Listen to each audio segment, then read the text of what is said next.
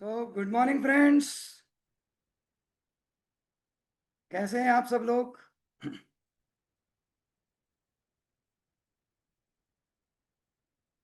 जरा chat box में लिख के बताइए जल्दी जल्दी। अगर आप फाइन है तो एफ लिखिए, F for fine.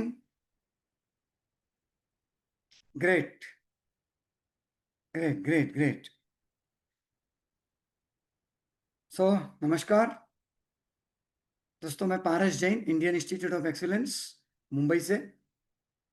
Eight present मैं कोलकाता में हूँ। नाउ फ्रेंड्स,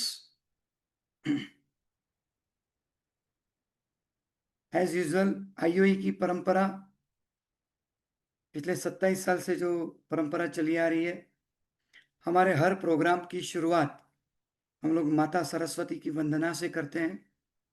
सो हम लोग सब साथ में मिलके माता सरस्वती की वंदना करेंगे। आप जिस किसी भी भगवान में मानते हो, आप उनको भी याद कर सकते हैं।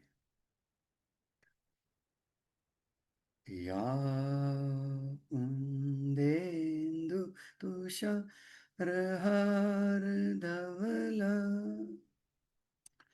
या शुभ्रवस्त्रावृता,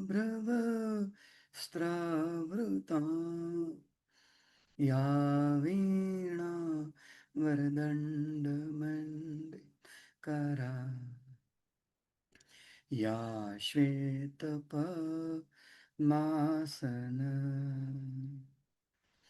या ब्रह्माच्युत शंकर प्रभृतिवी देवी सदा वंदिता, क्षमा पातु सरस्वती भगवती निशेषजाड्यापहा।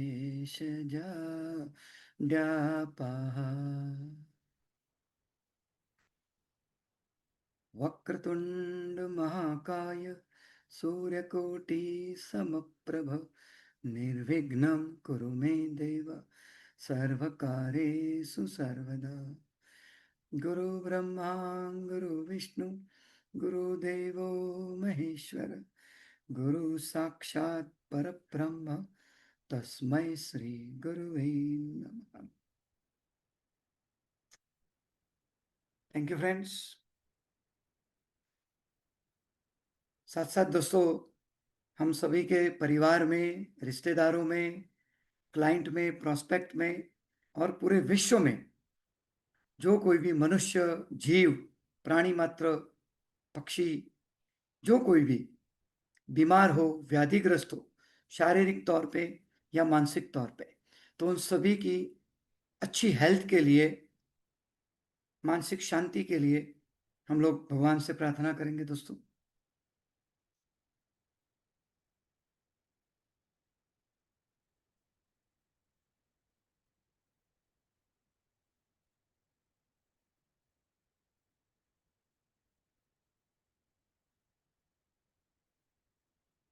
भवतु सव मंगल।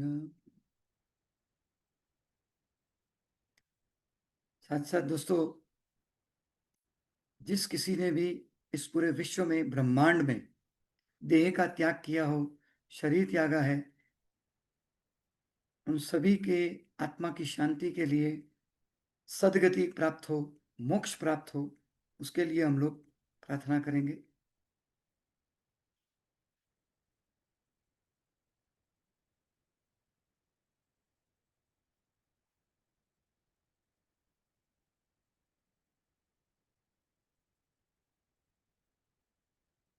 ओम शांत शांत शांत।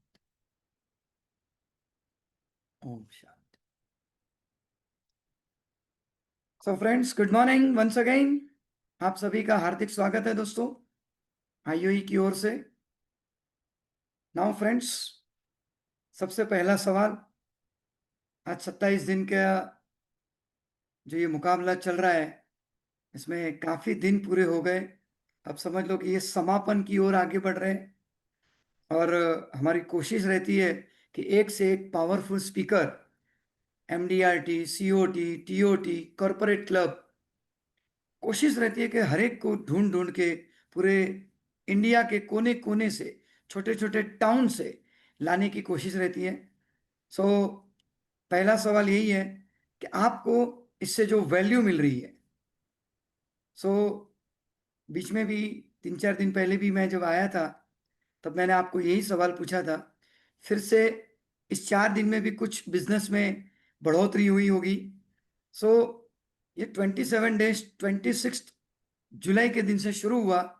उस दिन से लेकर आज तक इस 27 डेज मुकाबला की वजह से आपके लाइफ में क्या फायदा हुआ, कितनी पॉलिसियां बिकी, या तो कितना प्रीमियम आपने कलेक्ट किया, या तो डायरेक्ट कितना कमीशन आपने कलेक्ट किया, तो वो फिगर लिखे। अगर कमीशन है तो अमाउंट के साथ C लिखे, अगर प्रीमियम है तो P लिखे, और पॉलिसी है तो POL लिखे। फास्ट जो भी आपको फायदा हुआ वो आप यहाँ पर अपने दोस्तों को बताएं, and we will acknowledge all of you. Policy, number of policy लिखनी है। Yes, 3 policy, 10 policies, 13 policies, 1 lakh commission, very good, very nice. 5 policy, 70,000 premium, 6 policies, 5 policies, single premium 75 lakhs, great Rakesh ji, very nice. 4 policy, 50,000 रुपए premium, 7 policy और 17,000 commission, Chandrakant ji. 93,000 half yearly premium, very nice Vijay Kumar ji. 5 lakh premium, 3500 Gulab Rao ji. 60,000 premium, 37 lakh single premium, 6 policies, 11 policies, 13,75,000 single, very nice. 60,000 commission, बहुत बढ़िया, बहुत बढ़िया, बहुत अच्छा। Suvarna ji, 5 policy, 60,000 yearly premium, 3,000, 9,000 monthly premium, 1.25 lakh half yearly, Amritsar से, very nice, very nice. So congratulations all of you. और ये जो भी दोस्तों ने अच्छा परफॉर्मेंस किया है, मैं बाकी सब दोस्तों से कहूंगा इन सभी के लिए क्लैपिंग करें, C लिखकर क्लैपिंग, इनको एक्नॉलेज करें, अप्रिशिएट करें। वेरी नाइस, बहुत बढ़िया, बहुत अच्छे, बहुत बढ़िया। और सभी से रिक्वेस्ट है कि अगली बार जब वापस हम लोग मिले, कल परसों नरसों, तो ये फिगर, ये अमाउंट आप सबके बढ़े। और जिन दोस्तों का अभी भी कुछ कम हुआ है, वो लोग और ज्यादा कोशिश करें बढ़ाने की, कि 27 दिन का चैलेंज है आपके लिए, कि इस चैलेंज को आप कैसे पूरा कर रहे हो। 1 लाख कमाकर पूरा कर रहे हो, 50,000 कमाकर पूरा कर रहे हो, या 5 लाख रुपए कमाकर पूरा कर रहे हो, या 50 लाख कमाकर पूरा कर रहे हो। ग्रेट, अभी भी कुछ लोग लिखते जा रहे हैं। 2 lakh yearly premium, very nice, very nice. Now friends, आज हम सबके बीच एक बहुत ही पावरफुल स्पीकर, जो रेगुलर TOT करते हैं, टॉप ऑफ द टेबल। आज आप सोचो कि साल का एक MDRT करने में भी बहुत सारे पापड़ बेलने पड़ते हैं, बहुत मेहनत करनी पड़ती है। वहां पर हमारे पुणे से जो स्पीकर है, वो रेगुलर बेस पे TOT करते हैं, साल के 6-6 MDRT करते हैं। सो आज उनको हम लोग सुनने जा रहे हैं दोस्तों। ये स्पीकर का नाम है मिस्टर राम नायर, रामचंद्र नायर। ये मैकेनिकल इंजीनियर थे। तो सोचो, ये कोई मार्केटिंग फील्ड से नहीं है, लेकिन इंजीनियरिंग की फील्ड से है। एक प्राइवेट कंपनी में जॉब कर रहे थे, और 1988 से उन्होंने इंश्योरेंस इंडस्ट्री में कदम रखा। मतलब मुझसे भी पुराने, मैंने 1990 में कदम रखा, और इन्होंने 88 में एजेंसी ली। DM क्लब 96 से, CM क्लब 2001 से, IOE उन्होंने 2006 से ज्वाइन किया है। और 2006 से जैसे ही ज्वाइन किया, सेम ईयर से उन्होंने MDRT क्वालिफाई करना शुरू किया। 2006 से 2009 तक रेगुलर MDRT, 2010 और 11 डबल MDRT, 2012, 2019, 2022, 2024 में उन्होंने सीओटी क्वालिफाई किया है। 2020 जो कोविड का साल था, 2021 जो डबल कोविड सेकेंड लहर, और 2023 में उन्होंने टीओटी क्वालिफाई किया है। कॉरपोरेट क्लब 2012 से रेगुलर कर रहे हैं, एवरी ईयर नॉन स्टॉप। सीएलआईए है और 34 एजेंट्स भाइयों की टीम को वो लीड कर रहे हैं, उनकी लाइफ में कंट्रीब्यूट कर रहे हैं। और 1100 स्क्वायर फुट का उनका पुणे में बहुत बढ़िया ऑफिस है, कॉरपोरेट ऑफिस है। 7 फुल टाइम स्टाफ है। साथ साथ दोस्तों, उनको कई अवार्ड्स मिले हैं। सकाळ नाम का जो न्यूज़पेपर है, उनकी ओर से उनको फेलिसिटेट किया गया है, अवॉर्डेड किया गया है। टाइम्स ऑफ इंडिया के जो उनके जो बेस्ट बिजनेसमैन और बेस्ट इंश्योरेंस एजेंट की जो ट्रॉफी होती है, उससे भी उनको नवाजा गया है दोस्तों। सो ऐसे पावरफुल स्पीकर जो पुणे से बिलोंग करते हैं, और कई लोगों की लाइफ में और उनके कई क्लाइंट्स की लाइफ में भी उन्होंने बहुत कुछ कंट्रीब्यूट किया है। सो ऐसे dynamic personality mister Ramchandra Nair ji को हम लोग जोरदार तालियों से यहाँ पर आमंत्रित करते हैं। दोस्तों, आपकी तालियों के साथ हम उनको आमंत्रित करेंगे। वेलकम राम भाई, आपका हार्दिक स्वागत है। पूरे इंडिया के सभी एजेंट भाई बहनों की तरफ से आपका स्वागत है। आप चैट बॉक्स में देख रहे हो, सभी लोग आपका तालियों से स्वागत कर रहे हैं। धन्यवाद पारस भाई, thank you so much for that. Yes. So मैं मेरा पीपीटी शेयर करना चाहता हूँ। आप, हाँ, हमारे प्रवीण भाई से रिक्वेस्ट है कि हमारे राम जी को, उनको होस्टिंग अलॉट करें, उनको होस्ट बनाए। यस। सो राम भैया, आप अपना इंट्रोडक्शन, आप कैसे इस फील्ड में आए, जो भी आप आपके हिसाब से जो बताना चाहते हैं और पूरी एजेंट कम्युनिटी में कंट्रीब्यूट करना चाहते हैं, now this panel is yours. Thank you Paras भाई। Yes, thank you. This is my Times of India award achievers, Sakal papers. Great, great, very nice, very nice, great. तो दोस्तों, मैं भी आपके जैसा ही कंसल्टेंट हूँ। सिर्फ मैं सर्विस करके बाद में बिजनेस में आया हूँ। बहुत सारे कंसल्टेंट जो रहते हैं वो डायरेक्टली बिजनेस में आते हैं। मैं जॉब करके बिजनेस में आया हूँ। तो मैंने मेरा करियर स्टार्ट किया as a part time in 1988 when I was in Jalgaon. My native place is Jalgaon. And I came to Pune in 1989. Being a mechanical engineer, I was working in for Marshall. I was there from 1989 to 2011. 21 years I worked for Marshall. Of in a part time 2006 जब मैं IOE से जुड़ा। क्योंकि क्या हो रहा है ना कि आप लोग बहुत लकी हो कि जिनको इमीडिएटली ट्रेनिंग मिल रहा है, इमीडिएटली इतना सारा नॉलेज मिल रहा है। हम जब बिजनेस करते थे, जब मैंने मेरा करियर स्टार्ट किया, उस टाइम कुछ भी फैसिलिटी नहीं थी। हम कैसेट सुनते थे भरत भाई का, इंस्टीट्यूट ऑफ एक्सलेंस के जो लीडर्स है उनका कैसेट सुनते थे और उसमें से नॉलेज लेते थे। जब मैं जुड़ा 2006 आईओई में फर्स्ट टाइम, अमित भाई, थैंक्स टू अमित भाई का मैंने बेसिक कोर्स किया पुणे में। और वो मेरे लिए लाइफ टर्निंग पॉइंट था। क्योंकि मुझे लगता था कि इन अ पार्ट टाइम में कैसे एमडीआईटी करूं। क्योंकि देखो, 88 का एजेंसी था, नॉलेज ज्यादा नहीं था। 1996 I promoted as a DM club member. उसके बाद 2001 as a chairman club member. और उसके बाद मुझे लगता था कि now this is sufficient in part time. 2006 I completed my basic course through Amit भाई। और अमित भाई ने जो 3 दिन में मेरा पूरा लाइफ ट्रांसफर किया, और मुझे मेरा जो अंदर से आवाज आ रहा था कि मुझे भी एमडीआईटी बनना है, मुझे लगने लगा कि यस बॉस, मैं कर सकता हूं। क्योंकि जो बेसिक में सिखाया जाता है, उससे जो हमारा इनर कॉन्फिडेंस बढ़ता है, उससे 2006 मुझे याद है, मैंने अगस्त में, इसी महीने में मैंने वो बेसिक कोर्स किया था पुणे में।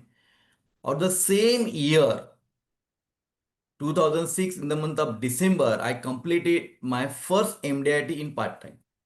Great, great. बहुत बढ़िया, congratulations. All credit goes to definitely institute of excellence only. और ये सिलसिला फिर शुरू रहा। 2008 first time I attended MDIT conference in Canada Toronto, first time. और वो कॉन्फ्रेंस में जाने के बाद पता चला, my God, all over the world के सारे टॉप कंसल्टेंट थे। तब लगा कि ये बिजनेस टोटल डिफरेंट है। हम जो सोच रहे हैं पार्ट टाइम है, थोड़ा बहुत पैसा मिल रहा है, बट वहां जाने के बाद पता चला कि इतना अच्छा प्रोफेशन है, इससे भी हाई लेवल तक हम जा सकते हैं, सीयूटी टीयूटी तक। और फिर मैंने इंस्टीट्यूट ऑफ एक्सलेंस को कभी भी नहीं छोड़ा। फिर मैंने बेसिक किया, एडवांस किया, फंडामेंटल किया, रिबेट कोर्स किया, कॉर्पोरेट किया, और कमिटमेंट में फिर शुरू रहा मेरा सिलसिला। क्यों, देखो, अर्निंग कब बढ़ती है? जब तक हम लर्निंग नहीं लेंगे तब तक अर्निंग कभी भी नहीं बढ़ेगी। दीपक भाई हमेशा कहते हैं कि ये जो पोर्शन है इसके लिए आप कितना इन्वेस्टमेंट करते हैं। रियली हम नहीं करते। आप किसी को भी पूछो। मैं ये सवाल मेरे सीएलआई की टीम को भी पूछता हूँ, कौन सा ट्रेनिंग आपने लाइफ में लिया आज तक जहां पे आपने पैसा देके ट्रेनिंग लिया है? जवाब नहीं आता है। लोगों को मालूम ही नहीं पैसा देके कुछ ट्रेनिंग लेना पड़ता है।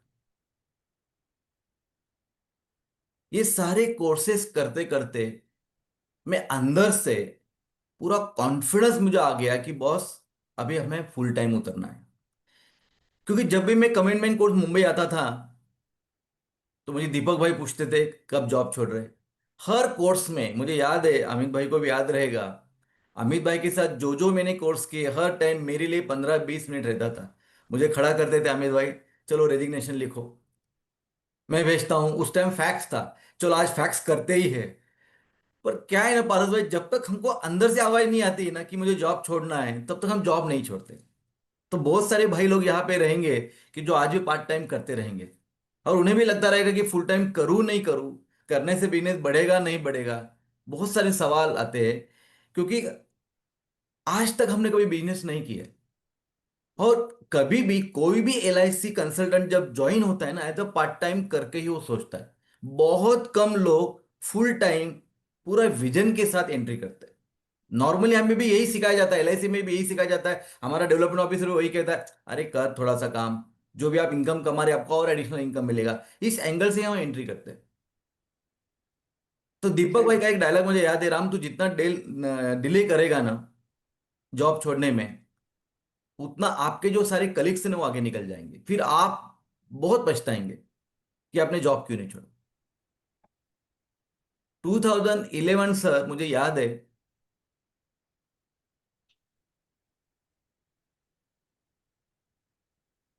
पार्थ सामल करके एसडीएम थे हमारे पूना में। तो एसडीएम ने पूरा स्टडी किया था, वो नागपुर से आए थे, तो उन्होंने मुझे बोला कि आपको कॉफी के लिए आना है। 45 मिनट स्लॉट दिया था मुझे। और उन्होंने मेरे साथ बहुत बड़ा डिस्कशन किया और मुझे कॉन्फिडेंस दिया। वो बोलते हैं ना, लास्ट टच किसी का होना चाहिए कि नहीं आप जॉब छोड़ो। मुझे पता है, और मैं आपका पूरा पोर्टफोलियो में पढ़ा हूं आपका। मैं आपका फॉर्म 16, मुझे मुझे उन्होंने सिखाया कि मैंने कितना कमीशन अभी तक कमाया है और कैसे ग्रोथ हो रही है। तो उन्होंने कहा कि मुझे पूरा कॉन्फिडेंस है आप जॉब छोड़ सकते हो। बढ़िया। और 2011 में सर मैंने डिसीजन लिया कि मुझे जॉब छोड़ना है। बट हम सब लोग कहते हैं, हम ट्रेनिंग में भी सुनते हैं कि जॉब छोड़ने के बाद ऐसा नहीं होना चाहिए कि टाइम बहुत मिल गया, बहुत फ्रीडम है, देखेंगे करेंगे सोचेंगे। अगर हम ऐसा करेंगे तो फिर काम नहीं होगा। सही बात। तो मैंने ये डिसीजन लिया था, अगर मैं एमडीआईटी कर रहा हूँ पार्ट टाइम में, तो मिनिमम 3 टाइम्स बिजनेस होना ही चाहिए, कुछ भी हो जाए। और सेकंड मैंने डिसीजन लिया था, क्योंकि जिस ऑर्गेनाइजेशन में काम कर रहा था उस ऑर्गेनाइजेशन में सैटरडे संडे छुट्टी था। और most of the clients means almost 80 to 85% clients मेरे कंपनी के ही थे, सैलरी से भी। और मैंने डिसीजन लिया कि अगर मैं कंपनी अभी छोड़ रहा हूं तो मुझे कंपनी में आके काम नहीं करना है बिजनेस के लिए। तो नॉर्मली होता है ना, कंपनी छोड़ने के बाद वापस में जाऊंगा, रिसेप्शन में बैठूंगा, वापस लोगों को मिलना स्टार्ट करूंगा। तो मैंने डिसीजन लिया कि नहीं, अभी मुझे ना सेगमेंट चेंज करना है। अभी मुझे बिजनेसमैन को टैकल करना है। और उसके बाद आज तक मैं कभी भी फोर मार्शल में रिसेप्शन में बैठ के कभी भी किसी से मिला नहीं हूं। मुझे बिजनेस अभी भी आता है, बट मेरे ऑफिस में मैं बुलाता हूं या हम कहीं बाहर मिलते हैं। उससे क्या हो गया ना, मेरा जो इमेज था टुवर्ड्स माय कंपनी और कंपनी के लोगों को भी जो मेरा इमेज था टोटल चेंज हो गया। आज भी जो एम्प्लॉयज आते हैं, क्योंकि आज भी मेरी कंपनी के all directors is my clients, सारे डायरेक्टर मेरे क्लाइंट है। जब वो मेरे ऑफिस में आते बैठते इतना अप्रिशिएट करते हैं कि तूने जो विजन रखा था और जो तूने आज अचीवमेंट किया है लाइफ के अंदर, बहुत बहुत तारीफ करते हैं। सही बात। तो ये सिलसिला शुरू रहा, फिर एमडीआईटी होते रहा। 2012 में फिर मैंने कॉर्पोरेट क्लब कंप्लीट किया। 2012 से मेरा सीयूटी शुरू हो गया। नॉलेज लर्निंग तो शुरू ही था। 2000, याद है मुझे 2012 से 22 तक ये जो सिलसिला था सीयूटी का शुरू रहा। 2022 2020 कोरोना का टाइम है, मुझे याद है। फेब्रुवरी में मैं था, being a corporate club member, मैंने ट्रेनिंग सेशन लिया था। मैं घूमने के लिए ले गया था। तो फिर मुझे याद है भरत भाई मेरे साथ थे, हम केरला में थे, एमबीए कोर्स कर रहे थे। फेब्रुवरी में सर मेरा डबल एमडीआईटी कंप्लीट हुआ था। और सबने मुझे कहा था कि इस टाइम सर आपको टीओटी बनना है। मतलब यस, देखेंगे क्या होता है। और सर इमीडिएटली आपको मालूम है ड्यू टू कोरोना जो एमडीआईटी का जो बिजनेस लाना था वो भी उन्होंने कम कर दिया था, आपको याद रहेगा 2020 में। यस। तो 31 जुलाई 2020 आई completed my first TOT. Great, corona का टाइम था। कंग्रेचुलेशन। कोरोना का टाइम था। आप सब लोगों को मालूम रहेगा कि बहुत सारे कंसल्टेंट, हमें जो सिखाया जाता है कि डेली 3 मीटिंग 15 मीटिंग वीकली ये होना ही चाहिए। तो बहुत सारे लोग ना अभी भी घूमते ही है। और बीइंग अ मैकेनिकल इंजीनियर मैं इस सारे चीज से यूज टू था। तो जैसे भी 24 मार्च 2020 में कोरोना स्टार्ट हुआ, we immediately shifted to Zoom, क्योंकि सारा ट्रेनिंग जूम पे स्टार्ट हुआ था, हर all trainers on the Zooms. तो हमने भी लाइसेंस कॉपी लिया जूम का। और फिर मैंने मेरे क्लाइंट्स को, क्योंकि सब लोग घर पे ही थे, फोन करके जूम मीटिंग स्टार्ट कर दी। उससे फायदा ये हो गया पारस भाई कि जो लोगों को मैं मिल नहीं पा रहा था, एनआरआई क्लाइंट से या पूना के बाहर के क्लाइंट से, पूना से बहुत लंबे क्लाइंट से, वो सारे मुझे मिलना स्टार्ट हो गए। और बिजनेस होते रहा। और एक डर भी था लोगों को, अरे यार कोरोना हुआ है, कभी भी कुछ भी हो सकता है। तो मेडिक्लेम का बिजनेस तो बढ़ रहा था, साथ में लाइफ इंश्योरेंस का भी बिजनेस बढ़ रहा था। बहुत सारे लोग जो प्रीमियम नहीं भर पा रहे थे उन्होंने भी पॉलिसी रिवाइवल किया था कि नहीं, कुछ भी हो सकता है लाइफ के अंदर। सही बात। तो इतना मस्त लग रहा था ना कि लोग अभी भी मुझे बोलते हैं कि कोरोना था, मैं तो बहुत फ्री था, फिर मैंने कैरम सीखा, कोई बोलता है मैंने ये सीखा। मुझे तो याद नहीं, मैं और मेरा लड़का हम इतने बिजी रहते थे, हमें लगा ही नहीं कोरोना है। क्योंकि सुबह से उठ के शाम तक ऑलवेज इन द ट्रेनिंग या जूम मीटिंग, ट्रेनिंग या जूम मीटिंग। हम वेरी बिजी, वेरी बिजी। क्योंकि सबसे ज्यादा प्रोडक्टिविटी मुझे तो उसी टाइम मिला है बिजनेस का। क्योंकि हमने एंगल चेंज किया। हमने ये नहीं सोचा अभी कोरोना है मैं कहाँ जाऊँ। और मेरा पहले से यही था कि मुझे क्यों जाना है कस्टमर के पास, हम कस्टमर से बात कर सकते हैं। तो 2020 2021 सर टीयूटी कंप्लीट होते रहा। Last year I was in हवाई। मेरा टीयूटी का कन्वेंशन हवाई में था। इतना बढ़िया आइलैंड। अभी टोटली सर लास्ट 8 ईयर से I am attending conference at America. बहुत सारा आपका विजन चेंज होता है सर। जब तक हम बाहर निकलेंगे नहीं ना, हमारे विजन चेंज नहीं होगा।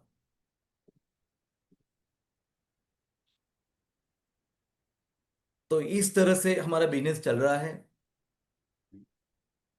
मैं सन रोहित, ये भी मेरे साथ जुड़ा हुआ है, is a BTech mechanical, MBA marketing finance. और हमें भी पता है कि आज की डेट पे अगर सिर्फ मैं लाइफ इंश्योरेंस करूँ तो काम नहीं होगा। क्योंकि देखो समय के साथ हमें भी चेंज होना है। आज की डेट पे लोगों को सिर्फ इंश्योरेंस नहीं चाहिए, उसे सब कुछ चाहिए। सही बात। तो Rohit is handling all mutual fund portfolio, PMS portfolio, वो सब हम देखते हैं मेरे क्लाइंट्स के लिए। तो अंडर वन रूफ सारी सर्विसेज हमारे ऑफिस से होती है। हमारा वर्किंग स्टाइल पारस भाई टोटल डिफरेंट है। कोई भी क्लाइंट जब हमें मिलता है तो हमारे ऑफिस में सर जी 3 मीटिंग होता है टोटल, हम्म। और वी आर चार्जिंग 4,400। जब पुणे में अभिजीत भाई और दीपक भाई आए थे, ये तो सेशन मैंने लिया था वहां पे भी। जो मेरे पुराने क्लाइंट्स हैं हम उससे पैसा नहीं लेते हैं, बट जो नए क्लाइंट्स हमसे हमारे साथ जुड़ते हैं वो बोलते हैं कि हमें हमारा पूरा पोर्टफोलियो देखना है आपके साथ। तो वी आर चार्जिंग 4,400 रुपीज, और उनके साथ टोटल 3 मीटिंग होती है। और 3 मीटिंग के बाद पूरा समराइज उसको बुकलेट दिया जाता है, और हम ये उम्मीद नहीं रखते हैं कि उसने कुछ लेना चाहिए बिजनेस हमारे साथ, बट बाय डिफॉल्ट वो हो जाता है 100%। तो आज भी ऑलमोस्ट 70% बिजनेस मेरे ऑफिस में ही होता है पारस भाई। Great great. बहुत बढ़िया। इसी देखो, इसी ट्वेंटी कहते हैं परसेंट परसेप्शन चेंज किया आपने। यस, ट्वेंटी बिजनेस परसेंट का परसेप्शन आज चेंज। भी जूम मीटिंग में होता है। सही बात। बहुत सारे क्लाइंट जब मिलते हैं ना, अरे राम टाइम नहीं वीकेंड पे, सर शाम को मिलेंगे 9 साढ़े 9 बजे आफ्टर डिनर, हाँ हाँ कोई प्रॉब्लम नहीं, जूम मीटिंग में मिल जाते हैं। वो उसकी वाइफ रहती है, मैं यहाँ से रहता हूँ, बात करते हैं, काम हो जाता है। कलेक्शन का काम तो देखो अपने असिस्टेंट है ही, बरोबर। तो उसको फाइल शेयर करना है, ईमेल करना है, एक्सप्लेन करना है, प्रेजेंटेशन बताना, एवरीथिंग ऑन जूम। और मुझे लगता है ना, बिल्कुल भी टाइम वेस्ट नहीं होता है जूम के ऊपर, बिल्कुल भी टाइम वेस्ट नहीं होता है। फिजिकली हम जाते हैं 1 घंटा 1.5 घंटा, फिर उधर जाएंगे, चाय पियेंगे, ये इधर उधर की बातें करेंगे, बहुत कम टाइम मिलता है एक्चुअली बिजनेस के लिए। यहाँ पे फोकस रहता है, उसे भी मालूम रहता है कि मैं जूम मीटिंग में मिलने वाला हूँ, राम राम के साथ कुछ अलग कुछ बात करना है मुझे।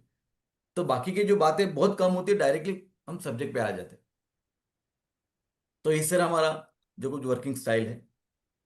तो जैसे मैंने कहा कि आज जो हम कस्टमर ला रहे हैं, तो बहुत लोगों को लगता रहेगा कि जैसे हम सोचते हैं कि कल जाऊं तो कहाँ जाऊं, ये हर एक का सवाल रहता है, क्योंकि बिजनेस करने के लिए हर कोई एजेंट रेडी है, पर उसे ये पता नहीं किसको मिलना है। So I connected with some networking group like BNI. Khairu भी परसों बता रही थी, she is connected so many groups. मैं बीएनआई से लास्ट 13 ईयर से जुड़ा हूं सर, 13 साल हो गए मुझे बीएनआई में। ग्रेट। देखो कोई भी नेटवर्किंग ग्रुप ज्वाइन होने के बाद मुझे बहुत सारे सवाल आते हैं कि ज्वाइन होने के बाद बिजनेस मिलेगा क्या। तो कभी भी नहीं मिलेगा, क्योंकि इमीडिएटली बिजनेस कभी नहीं मिलता है। सही बात। मैं हमेशा एक लोगों को पूछता हूं, या मेरे जो टीम में जो एजेंट्स है सिलाई में, मैं हमेशा एक सवाल पूछता हूँ, गाय दूध देती है क्या? दूध निकालना पड़ता है, गाय दूध नहीं देती। सही बात। उसी तरह से कोई भी नेटवर्किंग ग्रुप में एक फॉर्मूला है सक्सेस का, V+C = P। V is equal to visible. आप उस ग्रुप में जहां भी आप कोई भी ग्रुप ज्वाइन करते हो, आपका विजिबिलिटी होना चाहिए। आपका विजिबिलिटी जितना ज्यादा, उतना आपका सी बढ़ेगा, क्रेडिबिलिटी बढ़ेगा। और V+C, विजिबिलिटी और क्रेडिबिलिटी बढ़ जाता है, P is equal to profit, आपका बिजनेस आना स्टार्ट होता है। बहुत बहुत सारे लोगों को लगता है कि मैं आज सैटरडे क्लब ज्वाइन करूं, आज बीना ज्वाइन करूं, मुझे बिजनेस आना चाहिए। नहीं होगा। जब तक उस मेंबर्स का आपके ऊपर ट्रस्ट नहीं बढ़ेगा, आपका रिलेशनशिप स्ट्रांग नहीं होगा, तब तक आपका बिजनेस नहीं बढ़ता है। पर इसका मतलब नेटवर्किंग ग्रुप ज्वाइन नहीं करना चाहिए, 100% ज्वाइन करना चाहिए, पर उसे कुछ टाइम देना चाहिए। बहुत सारे लोग ज्वाइन होते हैं, विद इन 1 ईयर छोड़ देते हैं कि बॉस क्यों करना है। मुझे याद है, जब मेरा एक HNI क्लाइंट्स 2000 में 13 साल पहले जब बीना की मीटिंग में लेके गया, तो मैंने पूछा कि यहाँ पे कौन सा LIC कंसल्टेंट था। तो मुझे अपने आयु के एक मेंबर है जो ज्वाइन हुए थे वहां पे, तो मैंने उनको फोन किया, अरे मैं आज मीटिंग में जाके आया हूँ, आप उस मीटिंग में थे मुझे मालूम है। तो मुझे मुझे उन्होंने कहा कि बिल्कुल ज्वाइन नहीं करना है बीना।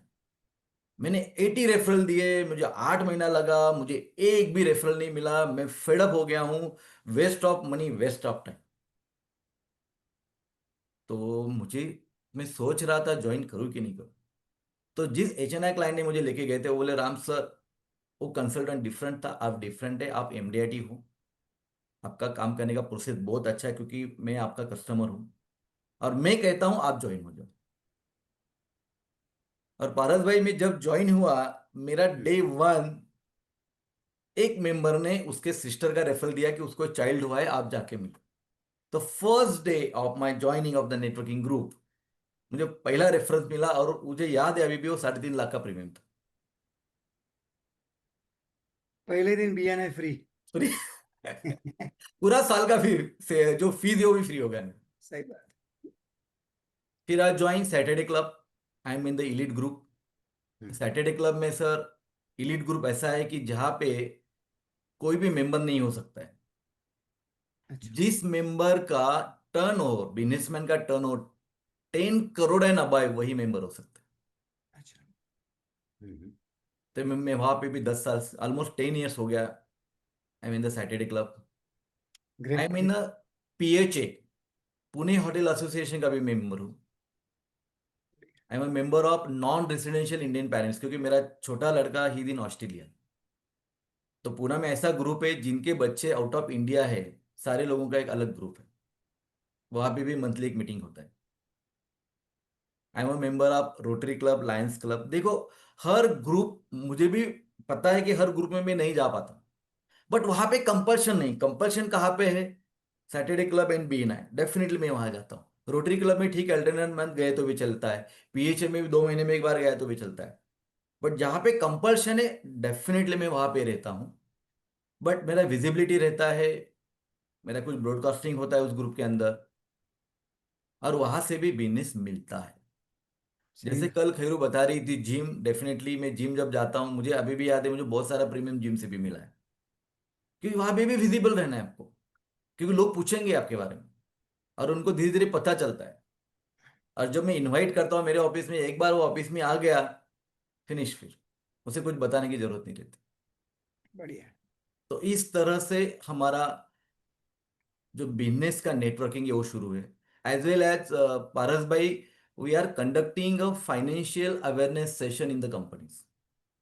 अभी तक ऑलमोस्ट एक 8 से 10 हजार एम्प्लॉय को हमने ये ट्रेनिंग दिया है। तो मैं और मेरा लड़का, हम कंपनीज में जाते हैं, HR को बोलते हैं कि ये सेशन हमें लेना है, हम उनको मेल करते हैं, और फिर वहां पे सारे एम्प्लॉयज को उस ट्रेनिंग हॉल में हम पावर पॉइंट प्रेजेंटेशन देते हैं अबाउट द फाइनेंशियल अवेयरनेस। और we are conducting this session as a free of cost, we are not charging anything. तो कोई भी कंपनी नहीं नहीं बोलती, क्योंकि उनको भी एक एक्टिविटी लेना ही है, value added for the employees. तो उसमें भी सर एक अच्छा सा बिजनेस हो जाता है। विजिबिलिटी तो बढ़ती ही है और बिजनेस भी होता है। सही बात। तो ये सारे टूल्स है। और सेमिनार सेलिंग में 1 to many हो जाता है, क्योंकि 1 to 1 कितना दिन करेंगे ना आप, 1 to many करना है, तो आपको financial awareness session is the best tool to meet so many peoples. तो ये एक बेस्ट टूल है for the prospecting, as well as. और इससे इमेज भी बढ़ती है, और कंपनी के टॉप मैनेजमेंट के साथ भी इंटरेक्शन होता है ना। 100% सर, 100%। ग्रेट। प्लस, जिस भी कस्टमर का मैच्योरिटी है, SB है, हम उनको ऑफिस में ही बुलाते हैं। मेरे डायरेक्टर भी आते हैं यहाँ पे। मैं उनको बोलता हूँ, देखो सर, आपसे प्रीमियम लेने के लिए मैं आपको मिला था, अभी आपको मैं पैसा दे रहा हूं, तो आपको मेरे ऑफिस में कॉफी के लिए आना। और आपको भी मालूम है, जब पैसा मिल रहा है ना सर, कोई भी आ जाता है, कोई नहीं बोलता ही नहीं। तो उस बहाने से मैं मेरे ऑफिस में बुलाता हूँ, चाय कॉफी होती है, डिस्कशन होता है, और रिसाइकल ऑटोमेटिकली होता है। ठीक है, शायद वो LIC में नहीं लेगा, शांति में नहीं लेगा, म्यूचुअल फंड में लेगा, PMS में डालेगा, लमसम डालेगा, लिक्विड फंड डालेगा, जो भी है। बट ये 1 to 1 जब तक हम करेंगे नहीं, देखो, हमें लोगों को मिलना है। जैसे मुझे तो अभी भी लगता है ना पारस भाई, कि एक ही कोर्स सफिशिएंट है सब लोगों के लिए, वो है बेसिक बस। उसमें जो फॉर्मूला दिया जाता है ना, 3 लोगों को मिलो, 15 लोगों को मिलो, फिनिश। सही बात। और मिलना है, मैं ये नहीं कह रहा हूं कि आपको बेचना है। आप मिलेंगे तो जुड़ेंगे, जुड़ेंगे तो लोग सोचेंगे, अरे मुझे कुछ करना है, राम ने कुछ बोला था। क्योंकि मेरा एक क्लाइंट है सर, मुझे अभी भी याद आ रहा है इस ये बातों में, कि एक सिंधी क्लाइंट है। तो मेरा एक असिस्टेंट जब कलेक्शन करने गया, तो उसने देखा कि वो एक चेक दे रहा था कोई LIC कंसल्टेंट। तो मुझे उसने बताया कि अरे राम सर, वो अपना क्लाइंट है सिंधी, वो किसी को चेक दे रहा था। मैं बोला हाँ क्या? फिर मैंने फोन किया सर उसको। तो मैं बोला सर जी आप हमसे नाराज है? बोला नहीं ऐसा तो कोई नहीं, और हमारा सर्विस कैसा लग रहा है आपको? बहुत अच्छा लग रहा है सर। कोई दिक्कत है आपको? कोई प्रॉब्लम नहीं। सर भाई मैंने सुना कि आप किसी एजेंट को चेक दे रहे थे नया पॉलिसी का, और मेरा असिस्टेंट उधर ही था। हाँ हाँ बराबर है। तो सर आपने मुझे याद नहीं किया। वो बोला, उसने बहुत अच्छा डायलॉग बोला। भाई देखो सिंधी लोग ना कभी कभी बहुत स्ट्रिक्ट बोल देते हैं, बट बहुत अच्छा रहता है ये। तो मुझे उसने बोला, राम आप अभी बहुत बड़े हो गए हो, आप कभी आते नहीं, हमारे साथ बैठते नहीं, चाय पानी लेते नहीं, हमें कुछ बताते नहीं नया क्या आया है, हम आपसे कैसे करेंगे पॉलिसी? देखो हम तो बिजनेसमैन, हम तो दुकान छोड़ के जाने वाले नहीं, करेक्ट? और ये सारी बातें हमें फोन पे समझ में नहीं आती। आप अगर आएंगे, बैठेंगे, चाय पियेंगे, मुझे कुछ समझाएंगे, तो डेफिनेटली करूंगा। ये कंसल्टेंट मुझे मेरे पास 4 बार आया। तो मैं ऐसा तो नहीं बोल सकता हूँ ना उसको, अरे यार आपने समझा अभी मैं राम के साथ जाता हूँ, ऐसा तो नहीं होता है ना। वो भी मेरा ही सिंधी क्लाइंट है। मैं बोला सही ठीक है सर। तो ये एक एक क्लाइंट ने मुझे ये बताया कि आपको मिलना है बस। तो सही बात। आज भी मैं एक स्टार्ट करता हूँ, अगर मैं सपोज एक चाकन एरिया जा रहा हूं, तो उधर कौन से क्लाइंट्स है मेरे? 9-10 क्लाइंट्स है, जाके मिलना है। तो अपने जो आईओई की दिवेश भाई है ना, उनका ट्रिक्स मुझे बहुत कभी कभी पसंद आता है। वो कभी भी अपॉइंटमेंट नहीं लेते, डायरेक्ट निकल जाते हैं और बहुत बड़ा बिजनेस करते हैं। बट क्या होता है ना सर, वो हर एक का नेचर डिफरेंट है। मुझे कभी कभी लगता है मैं कैसे जाऊं विदाउट अपॉइंटमेंट, कैसे मिलूं? मुझे डर लगता है, आज भी लगता है। और मेरा अभी भी जो स्टाइल है, मुझे नहीं अपॉइंटमेंट लेना है, फिर मेरे असिस्टेंट कॉल करेगी, अपॉइंटमेंट फिक्स करेंगी, फिर मैं जाऊंगा।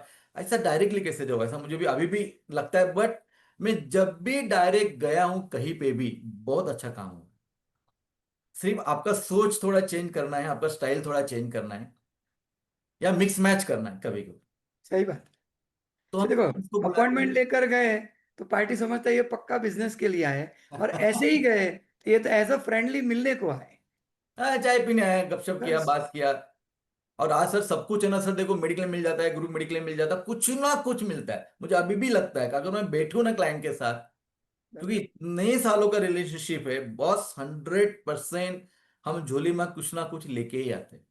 सही बात है, सही बात बट क्या होता है ना सर, जैसे एक पोजीशन बढ़ता है, हमें लगता है ना हमारा एक इमेज बढ़ गया है, तो एक थोड़ा ईगो आता है, हम कंफर्ट पे चले जाते हैं। क्योंकि जैसे मैंने कहा कि मेरा 70% बिजनेस ऑफिस में होता है, तो ऑफिस छोड़ा नहीं जाता। दैट इज ऑल्सो रॉन्ग, कभी कभी लगता है। है। क्योंकि ये क्लाइंट आने वाला है तो रुकना है, वो क्लाइंट आने वाला है, ये टाइमिंग है, तो ऐसा होता है कि अननेसेसरी ऑफिस में रुकना होता है। बट मुझे लगता है अगर वो थोड़ा सा शिफ्ट किया जाए, तो मुझे लगता है अभी भी वो बिजनेस बढ़ेगा। क्योंकि लास्ट वीक भी मैं जब चाकंड में गया था, तो यहाँ पे बहुत सारे कंपनीज में सत्यनारायण की पूजा होती है। तो कस्टमर ने मुझे बोला, राम सर आपको इस साल तो आना ही है उस पूजा के लिए, तो लंच रखा जाता है। तो वहां पे गया, लंच के लिए वहां मिला। तो उसने बहुत सारे जो बिजनेसमैन आए थे उनके साथ मेरी मुलाकात करके दी। तो उनको भी अच्छा लगा, उन्होंने भी कहा कि राम सर हमारे ऑफिस में भी आइए, हमें भी कुछ बताओ, कुछ फाइनेंशियल प्लानिंग कैसे होता है। मतलब नो प्रॉब्लम। फिर वहां पे मेरे 2-3 क्लाइंट्स थे, उनको रैंडमली फोन करके बोला सर मैं कॉफी पीने आ रहा हूँ। वहां पे भी बहुत सारी अच्छी बातें हो गई, कुछ इनपुट्स मुझे मिला, कुछ उन्होंने मुझे काम भी दिया, सर ये कर सकते हैं क्या? तो देखो ये होता ही है। तो 3 मीटिंग का फॉर्मूला, जो भी एलआईसी कंसल्टेंट इस मीटिंग अटेंड कर रहे हैं, प्लीज यही फॉर्मूला है सक्सेस का। लोगों को मिलना, प्रेजेंटेशन देना, चाय कॉफी पीना, बस यही फॉर्मूला है। बिजनेस ऑटोमेटिक आता है। सही बात। तो इस तरह से हमारा जो प्रोस्पेक्टिंग है, लोगों को मिलना है, लोगों को बुलाना है, रिसाइकलिंग करना है, रिव्यू मीटिंग लेना है, फाइनेंशियल अवेयरनेस कैंप लेना है, बहुत सारे नेटवर्किंग ग्रुप में जुड़ना है, और ये इस तरह से बिजनेस होता ही है सर। ग्रेट। सो कंटिन्यूशन में हमने क्या क्या रखा है? कंटिन्यूशन में हमने रखा है ट्रेनिंग्स। देखो कोई भी कितना भी बड़ा एप्पल का मोबाइल भी लेते हैं, तो उसको डेली चार्जिंग करना पड़ता है। और आज इतना नेगेटिविटी मार्केट में है, तो अगर हम सोचेंगे कुछ भी ट्रेनिंग नहीं लेंगे और सिर्फ बिजनेस करेंगे, तो नहीं होता है। तो हमें हमेशा अपडेट रहना है नया नया आइडियाज के लिए। तो you have to connect with trainings instead of excellence. जैसे हम इतने सालों से जुड़े हैं, तो हमें ट्रेनिंग अटेंड करना ही करना है। आपको विजिबल रहना है। आप व्हाट्सएप पे रहे, ब्रॉडकास्ट पे रहे, आपके स्टेटस पे रहे, आपका फेसबुक स्टोरीज पे रहे, आपको विजिबल रहना है। Visibility is very important. Touch में रहना है, बर्थडे कॉल करना है, उसमें भी बहुत सारा प्रोस्पेक्टिंग हो जाता है। और मैं कहूंगा कि यूज ऑफ टेक्नोलॉजी, क्योंकि आज एआई के, आर्टिफिशियल इंटेलिजेंस जो आज काम कर रहा है, अभी तक तो हमारे बिजनेस में प्रॉब्लम आया नहीं है, पर मुझे लगता है नेक्स्ट 3-4 साल के बाद डेफिनेटली प्रॉब्लम आएगा। मैं अभी एक ट्रेनिंग में था सर, तो ट्रेनर बता रहा था कि amazon every year around 3,500 new engineers को ज्वाइन करता है एवरी ईयर। तो लास्ट ईयर और दिस ईयर उन्होंने एक भी एम्प्लॉय ज्वाइन नहीं किया। जो ग्राउंड लेवल है और उसका ऊपर का एक लेवल है, दोनों लेवल एआई थ्रू कंप्लीट हो रहा है। तो पूरा काम एआई कर रहा है। तो देखो एक एक स्टेज पे आज टेक्नोलॉजी काम कर रहा है, लोगों की जो जॉब्स जा रही है आईटी सेक्टर्स में। हम सब लोग भी यूज करते हैं, आपको मालूम है चैट जीपीटी हर कोई यूज कर रहा है। तो कल ये भी पूछा जाएगा कि मेरे पास 25,000 रुपए कहाँ इन्वेस्ट करूं, एआई सब कुछ बता देता है। और जो जेनजी है, जो न्यू, आज के जो न्यू जनरेशन है, क्योंकि आज हमें इंडिया को यंग जनरेशन कहा जाता है, यंग यंग इंडिया कहा जाता है। अराउंड 62% यंग पॉपुलेशन इंडिया के अंदर है। वो सारे लोग, आपको भी ये एक्सपीरियंस हुआ रहेगा या आपने बहुत लोगों से सुना रहेगा कि 22 टू 30 ईयर्स ये लोग हमारे पास आ नहीं रहे। ये सब लोग मैक्सिमम पैसा bitcoin, share market, mutual fund और एक टर्म इंश्योरेंस लेते हैं, या टर्म इंश्योरेंस भी नहीं लेते उनको। वो मुझे कहते हैं कि मुझे जरूरत ही नहीं इंश्योरेंस की। तो आज की डेट पे रियल चैलेंज है हमारे लिए कि न्यू जनरेशन को कैसे टैप किया जाए। ये पूरा जनरेशन टेक्नोलॉजी के साथ कनेक्टेड, इमीडिएटली जाके गूगल पे चेक करते, कंपैरिजन करते, हमें इतने सवाल पूछते। क्योंकि जो मेरे क्लाइंट से पुराने, जब वो मुझे बोलते हैं कि अरे मेरे बेटे को कुछ करना है राम, तू आ जा, वो बेटा सुन नहीं रहा है आज आज के डेट में। ये फैक्ट है। वो बोलता नहीं नहीं पापा, इससे अच्छा इसमें ज्यादा रिटर्न। नहीं नहीं, मैंने एस आई पी ऑलरेडी कर लिया। मैंने ऐसे भी मेरे न्यू जनरेशन के, जो सेकंड जनरेशन के बच्चे देखे कि वो इंजीनियरिंग कर रहा है, पर उनको जीरो दा मालूम है, धन मालूम है, ग्रो ऐप मालूम है, सब कुछ मालूम है। उनका अभी भी बातें होता कि नहीं मैंने सर इतना इन्वेस्ट भी किया है। तो इन लोगों को अभी से अदर इन्वेस्टमेंट की तरफ अट्रैक्शन बहुत ज्यादा है। तो एक बहुत बड़ा चैलेंज है हमारे लिए। तो मैं कहूंगा इंस्टीट्यूट ऑफ एक्सेलेंस को कि आप इतने सारी ट्रेनिंग्स लेते हो, यहाँ पे जरा फोकस करके कुछ अलग ट्रेनिंग आप कर सकते हैं कि ये जो जनरेशन है 22 टू 30, इन लोगों को कैसे टैप किया जाए। Sure sure. ये हमारे एजेंट कम्युनिटी के लिए बहुत अच्छा रहेगा। कि ये बहुत बड़ा चैलेंज है आज मार्केट में, क्योंकि बहुत सारे बड़े बड़े एजेंट के साथ भी मैं जब बात करता हूँ, वो वही कहते हैं हाँ यार ये बहुत बड़ा चैलेंज है, वो नहीं आ रहे, सेकंड जनरेशन नहीं मैच हो रहे हमारे इंश्योरेंस बिजनेस के साथ। पर मिलना हो रहा है, बातें करना हो रहा है, हम उनसे भी सीख रहे हैं कि क्या होना चाहिए क्या नहीं होना चाहिए। बट यही यही जो यंग जनरेशन है पारस भाई, मुझे हम्म। आज भी यकीन है कि जब भी वो शादी होती है, एक बच्चा होता है, वो हमारे पास आ जाता है। बट 22 टू 30 नहीं आते। 30 के बाद 100% आते हैं कि अभी हमें कुछ करना है प्लान। उनको सीरियसनेस आता है, उनको मैच्योरिटी आती है। मैच्योरिटी आता है। हाँ। सही। बट वो हमारा टाइम उसमें बहुत जा रहा है, 8 साल, 8 साल के 8 साल जो है 22 टू 30, ये हम टैप नहीं कर पा रहे हैं आज की डेट पे। तो डेफिनेटली कुछ आइडिया रहेंगे, कुछ कोर्स रहेगा तो I will be definitely attend. और कुछ रहा तो आप भी इसके बारे में सोच सकते हो। जरूर जरूर। So this is our vision and mission हमारे कंपनी का। People are money healers and have abundance of cash flow. और मिशन है making 1 lakh families live life as a dignity. जैसे मैंने कहा कि हमारे कंपनी का मिशन ये भी है कि हमें 1 लाख लोगों को फाइनेंशियल अवेयरनेस देना ही है। क्योंकि आज बहुत सारे लोग अलग अलग स्कीम में पैसा डालते हैं और हम देखते हैं फिर वो 3 साल में डबल होगा, 2 साल में डबल होगा, शेयर मार्केट में इतना इतना रिटर्न मिलता है, और बहुत सारे लोगों का पैसा वेस्ट हो रहा है। तो अगर हम उनको फाइनेंशियल अवेयरनेस बताते हैं फाइनेंशियल पिरामिड समझाते हैं, किस तरह से हम इन्वेस्टमेंट कर सकते हैं, गारंटीड प्रोडक्ट क्या क्या है, कहाँ कहाँ पे लोग इन्वेस्टमेंट कर सकते हैं, फ्यूचर में क्या क्या चैलेंजेस आने वाली है, जो अपर क्लास है 40 के ऊपर रिटायरमेंट के लिए क्या क्या प्रोविजन उन लोगों ने किया है, और रिटायरमेंट अगर उन्होंने नहीं किया तो क्या क्या चैलेंजेस आएंगे, ये सारे सब्जेक्ट, ये सारे मैटर्स हम उन्हें सिखाते हैं उस 45 मिनट्स के सेशंस में। तो ये हमारा मिशन भी है इसके अंदर। ग्रेट। तो इस तरह से पारस भाई, स्टार्ट टू एंड हम किस तरह से काम करते हैं, कैसे प्रोस्पेक्टिंग होता है, नेटवर्किंग ग्रुप में ज्वाइन करने के बाद बिजनेस कैसे होता है, विजिबिलिटी कैसे बढ़ाना, ये सारी चीजें मैंने अभी तक आपको बताया। अभी इसके बारे में आपको कुछ पूछना है तो आप पूछ सकते यस यस। हैं। अच्छा Ram ji, I really appreciate by heart. और आपने जो जो कुछ बातें की कि भाई जॉब छोड़ा, तो वहां पर मुझे एक पॉइंट अच्छा याद आया कि जॉब छोड़ा है, काम करना नहीं छोड़ा है। नहीं नहीं। बहुत इंपॉर्टेंट है कि कई बार हमारे कई दोस्त जॉब छोड़ देते हैं, लेकिन फिर वो बोलते हैं ना कि साला मैं तो साहब बन गया, तो साहब बन जाते हैं। सही करेक्ट बात है, साहब तो बने ही हो, मालिक तो बने ही हो जॉब छोड़ के, करेक्ट लेकिन करेक्ट काम नहीं छोड़ना है। क्योंकि मालिक भी काम करता है। आज रतन टाटा जी भी उनके हिसाब करेक्ट से बड़े बड़े डिसीजन लेने का काम करते थे। आज करेक्ट। मुकेश अंबानी जी भी काम करते हैं। हाँ, उनके काम वो उनके लेवल के होते हैं। एंड जो विजिबिलिटी के ऊपर आपने जो बोला, आई रियली अप्रिशिएट। मैं भी कई बार मेरे कोर्सेज में, बेसिक कोर्सेज जैसे आपने बोला ना कि सबसे पावरफुल कोर्स बेसिक कोर्स है, नो डाउट। सारे कोर्स जरूरी है, स्कूल भी जरूरी है, कॉलेज भी जरूरी है, लेकिन बेसिक कोर्स में ये मैं हमेशा बताता हूँ कि विजिबिलिटी मतलब इज अ मार्केटिंग। हम बोलते हैं मार्केटिंग करो, मार्केटिंग करो, लेकिन लोग सोचते हैं ये मार्केटिंग का मतलब क्या होता है। It's a visibility. आज लक्स साबुन हमारे पिताजी के टाइम से चल रहा है, लेकिन आज भी उसकी एडवर्टाइजमेंट आ रही है टीवी के ऊपर। लाइफ बॉय की भी एडवर्टाइजमेंट आज भी आ रही है, रिन की एडवर्टाइजमेंट आज भी आ रही है। क्यों? Correct it's a correct visibility. क्या करेक्ट हम है, हम अभी भी है। That's correct all. करेक्ट।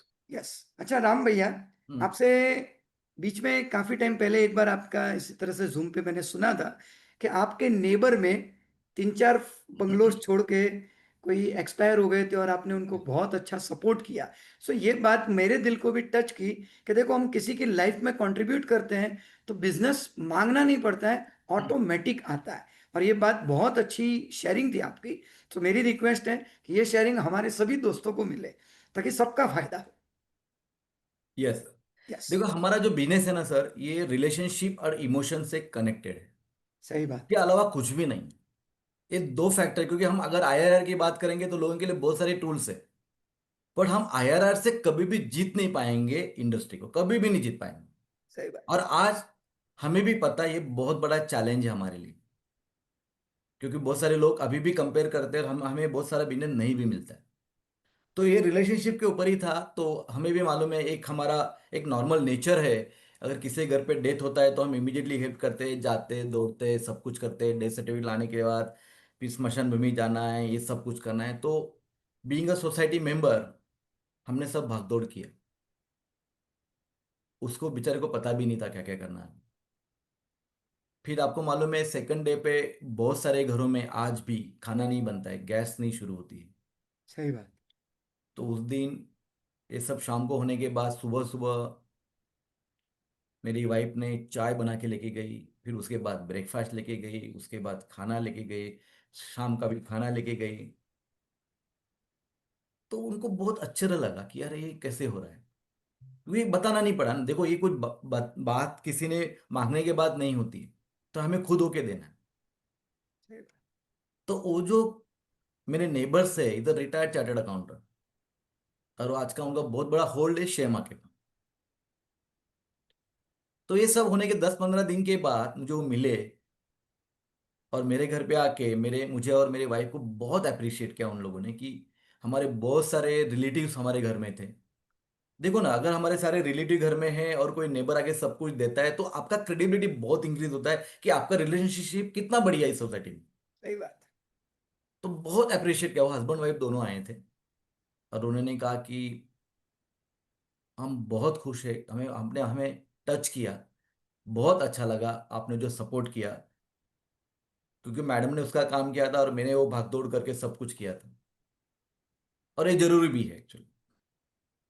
तो फिर उन्होंने कहा कि मुझे मालूम है आपका बिजनेस ये है, पर मैं कभी आपके ऑफिस में आया नहीं हूँ, तो हम मिलते हैं।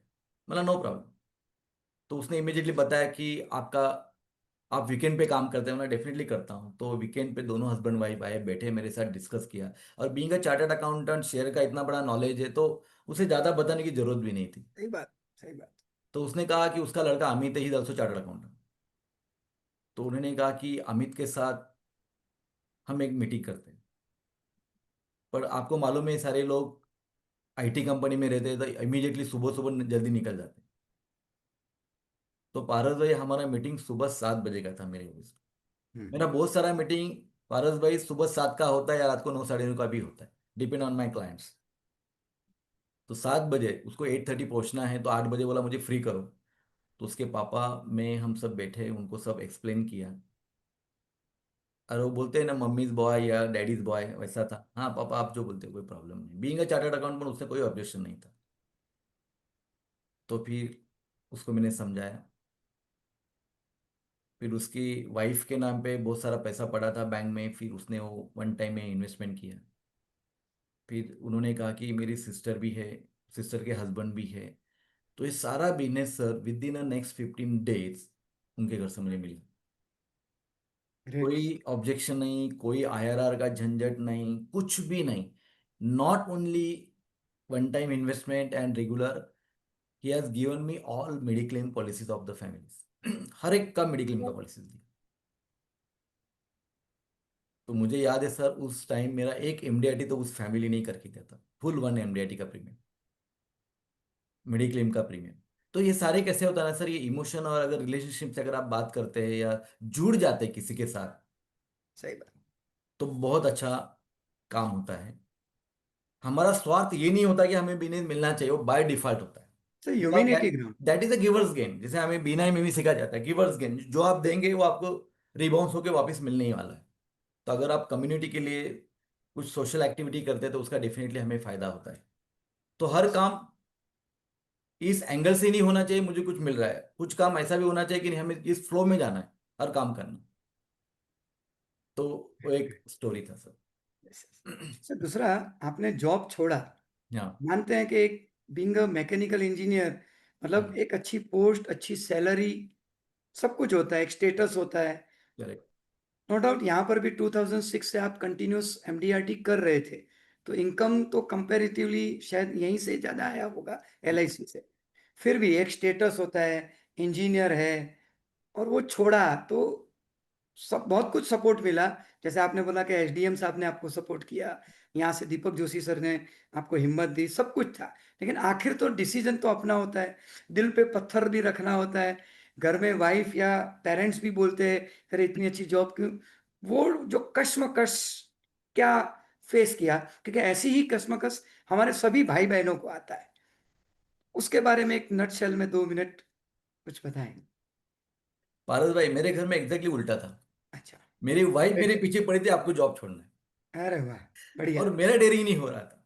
मीन्स आईओई का पूरे लीडर्स, मेरे एलआईसी ऑफिसर्स, सब मेरे पीछे थे कि आप हम्म। जॉब छोड़ो, फुल टाइम आ जाओ। Even my wife is saying, अरे आप कर सकते हो, क्यों इतना मेहनत लेते हो? क्योंकि देखो, सुबह से ऑफिस में जाना, शाम को आना, उसके बाद कॉल करना, और उस टाइम मेरा ऑफिस नहीं था।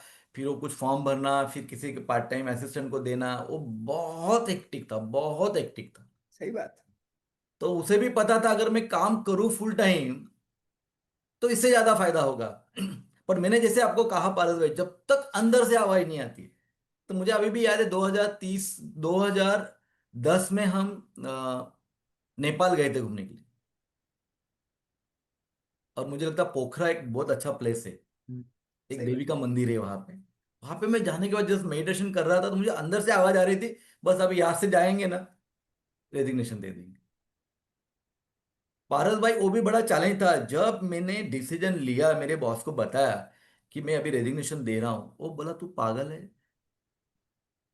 तू एलआईसी करता है सिर्फ, तेरे बच्चे अभी बड़े हुए नहीं, ये डिसीजन कैसे ले पाता है तू? तो मेरा जो बड़ा बॉस था उसने कहा कि अरे राम, तू तो बिजनेस करता है, हर कंपनी के हर एम्प्लॉय को पता है, हमें भी कोई प्रॉब्लम, क्योंकि मैं डिजाइन में बहुत एक्सपर्ट था। आई mean the steam boiler design, बहुत एक्सपर्टीज थी, और वो मैं ही कर पाता था। तो उन्होंने कहा कि नहीं नहीं नहीं, मैं आपको नहीं छोड़ूंगा। और नॉर्मली 1 महीना ग्रेस पीरियड रहता है, आप यकीन नहीं करेंगे, 3 महीना कंपनी ने छोड़ा नहीं, उनको लगा कि मैं गलत कर रहा हूं। मेरे बॉस को लगता था कि मैं थर्मैक्स जा रहा हूं, क्योंकि थर्मैक्स में कंपटीशन में कंपनी, कि आप जॉब बिजनेस के लिए नहीं छोड़ रहे, आपको कंपनी चेंज करना है। फिर बाकी डिपार्टमेंट के मुझे, मेरे पास बॉस है, उन्होंने कहा कि आप एक काम करो, मेरे डिपार्टमेंट में आ जाओ, मैं आपको ये प्रमोशन देता हूं। मैं बोला अरे बाबा ऐसा नहीं है, मैं कहीं पे भी नहीं जा रहा हूं, मुझे नहीं करना। क्योंकि क्या होता था ना परेश भाई, जब मैं डिजाइन में था, तो सुबह जब मैं जॉब में जाता था ना, डिजाइन करते वक्त सोचता था यार वही डिजाइन, यार मैं बोर हो गया यार इस काम से, क्योंकि अंदर से लगता था ये काम नहीं करना चाहिए, हमेशा ये लगता था। और जब मैं किसी मार्केटिंग मैनेजर का या मार्केटिंग एग्जीक्यूटिव का, जब भी मैंने मेरे ऑफिस के अंदर इंजीनियर्स का इंश्योरेंस किया था, वो सब लोग बोलते, राम को एक काम करो, डिजाइन छोड़ दे, मेरे डिपार्टमेंट में आ जाए, तू अच्छा बॉयलर बेचेगा मेरे लिए। मैं बोलता यार बॉयलर नहीं मालूम है मुझे इतना बेचना। नहीं नहीं नहीं, तेरे पास सारा मार्केटिंग स्किल है। तो ये पता था, स्टैंपिंग हुआ था कि मैं कर सकता हूं, सिर्फ डिसीजन मेरे पास था। और Correct. सर, उस टाइम 7 lakhs का मुझे पैकेज था जब मैंने छोड़ा तब। Correct. और मुझे अभी भी याद है, अपने आईओई के बड़े लीडर है जिनके साथ मैं गोवा जा रहा था, कोल्हापुर में हमारा एक मीटिंग था, और वहां से हम गोवा के लिए एक मीटिंग था, अपना आईओई का ही। तो रास्ते में मुझे एक टिक आया, तो उनको मैं बताया कि सर देखो मुझे कितना कमीशन मिला है इस टाइम। ऐसे 2 तारीख था मुझे याद है। तो सर वो कमीशन था 7,25,000। ग्रेट, सिंगल कमीशन, कमीशन आता है। तो उन्होंने कहा देखो, आप 1 साल रुक के 10 घंटा डेली दे के आपको जो कमीशन मिल रहा था, देखो आपने एक दिन में कमा लिया है। सही।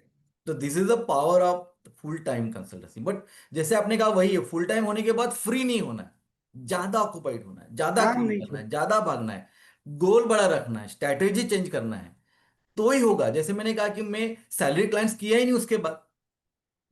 उस टाइम मेरे 85% क्लाइंट एसएसएस बिजनेस था पूरा, 2 प्रीमियम वाला बिजनेस, उसके सैलरी से डिडक्शन होता था। उसके बाद मेरा सारा प्रीमियम ईयरली है। सर लास्ट 5 साल से मेरे ऑफिस में, ब्रांच में, मेरा जीरो लैब सेशन है, जीरो। क्या बात है, बहुत बढ़िया। और वो मैडम जो सेल्स की, वो सबको बताती है, देखो ये 0% लैब सेशन। ग्रेट। क्योंकि पारस भाई 90%, मोर देन 90% मेरा बिजनेस ईयरली ही होता है, मंथली क्वार्टरली होता ही नहीं। ईयरली ही प्रीमियम आता है मेरे पास। नाइस। और ईयरली में लाता हूं, उसको बता के समझा के, ईयरली लाता हूं। तो ये डिसीजन रियली टफ था। बट मुझे अभी भी लगता है कि शायद मैंने लेट किया, अगर अमित भाई या दिव्य भाई का सुनता था, तो शायद इससे ज्यादा बिजनेस हो पाता था। पर एनीवे, वो टाइम होता है, डेस्टिनी होता है, जब अरे होना है क्योंकि तभी होना है, हम कितना भी वक्त के कोशिश पहले करें। और वक्त के बाद कुछ नहीं होता है। और सर वहां पे और एक मजा आता था कि उस टाइम मेरे पास होंडा सिटी था, और मेरा जो इमीडिएट बॉस था उसके पास इंडिका था। ओह। तो उसने मुझे आके बोला, अरे राम तू कार मत ला यार, मुझे कैसा तभी लगता है आई एम योर मैनेजर, मैं इंडिका में आ रहा हूँ और तू होंडा सिटी लेके आता है। तो बेचारे को एज अ रिस्पेक्ट फिर मैं टू व्हीलर पे जाता था। जिस जब बारिश रहती थी ना, तभी मैं सिर्फ कार लेके जाता था। अदरवाइज मुझे लगता था यार वो बेचारे को क्यों नाराज करूँ ना, क्योंकि मुझे बोलता था यार ऐसा मत कर यार। बढ़िया बढ़िया बढ़िया। हम्म। Nice nice. अच्छा राम भाई, मैंने सुना था आपने बीच में कुछ रिसेंटली कुछ किसी डॉक्टर साहब को पॉलिसी आपने कुछ बेचा है। एक्चुअली वो, कैसे क्या बेचा, जोर हमारे नहीं दर्शक। वो एक वो एक्चुअली रियली बड़ा सेल था। हाँ, मुझे एक रेफरल मिला, फिर उनको मैं मिला। तो आपको मालूम है, बड़े डॉक्टर के पास बहुत बड़े पेशेंट्स भी होते हैं, सही बात है। उनका प्रायोरिटी बहुत अलग रहता है, क्योंकि उसका विजन अलग रहता है। अरे पेशेंट आया, उसको समझाना है, और मैं जाके बोलूँ सर मुझे ये डॉक्टर ने रेफरल दिया है, मैं आपके पास, हाँ हाँ हाँ, बोलो बोलो क्या क्या है, वो उसके अलग मूड में रहता है। तो मैंने बोला कि मुझे कुछ नहीं sir, being a financial planner, मुझे आपका सिर्फ रिव्यू लेना है, मुझे बताओ आपने अभी तक क्या क्या किया है, तो I will make some cash flow chart. और पारस भाई, मैं आपको बताया था कि जैसे हम 3 मीटिंग लेते हैं, तो उस मीटिंग में हम क्या करते हैं ना, कि उस बंदे ने जो जो इन्वेस्टमेंट किया है, जो कुछ, हम्म। म्यूचुअल फंड रहे, इक्विटी रहे, लाइफ इंश्योरेंस रहे, प्राइवेट लाइफ इंश्योरेंस रहे, वो पूरा डेटा लेके हम हमारे पास पूरा स्टडी करते हैं, उसका हम्म। Proper Excel sheet and cash flow chart बनाते हैं, और उसको सेकंड मिनट में हम उसको प्रेजेंट करते हैं। क्योंकि किसी को भी, आप किसी को भी पूछो पारस भाई, आपके क्लाइंट को क्यों ना पूछे कौन सा पॉलिसी क्या, वो बोलता कुछ तो है, याद नहीं होता। याद नहीं आ रहा है। वो जीवन सही किशोर बात। कुछ भी बोल देता कि उसको याद, कितना भी आप क्लाइंट को कितना भी टाइम दो, कितना भी समझाओ, कुछ दिन के बाद वो सब भूल जाता है।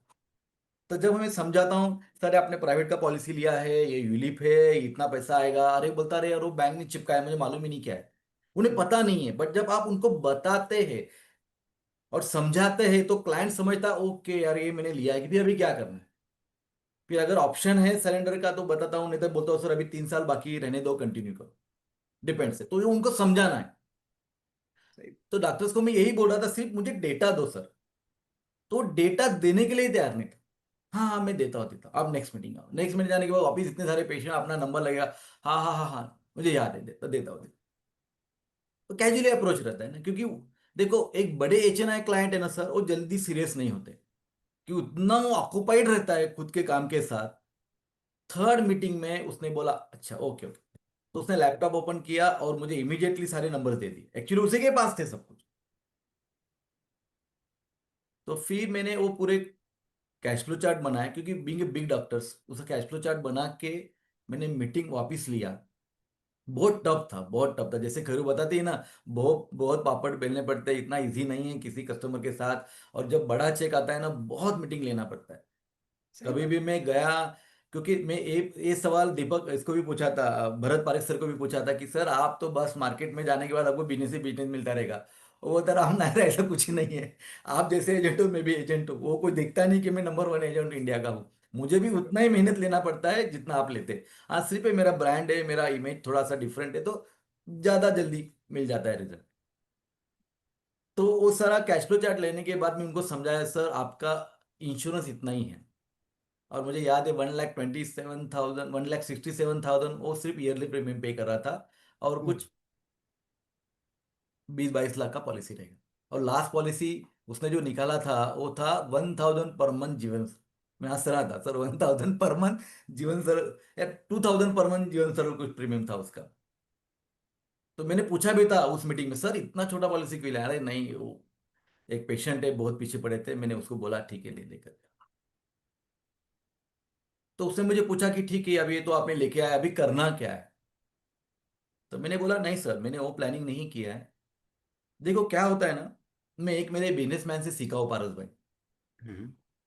कि किसी को भी ना एजुकेट इमीडिएटली मत करो, पहले ही मीटिंग में सब बमबारी नहीं करना है। सही बात। कुछ सस्पेंस रखना है।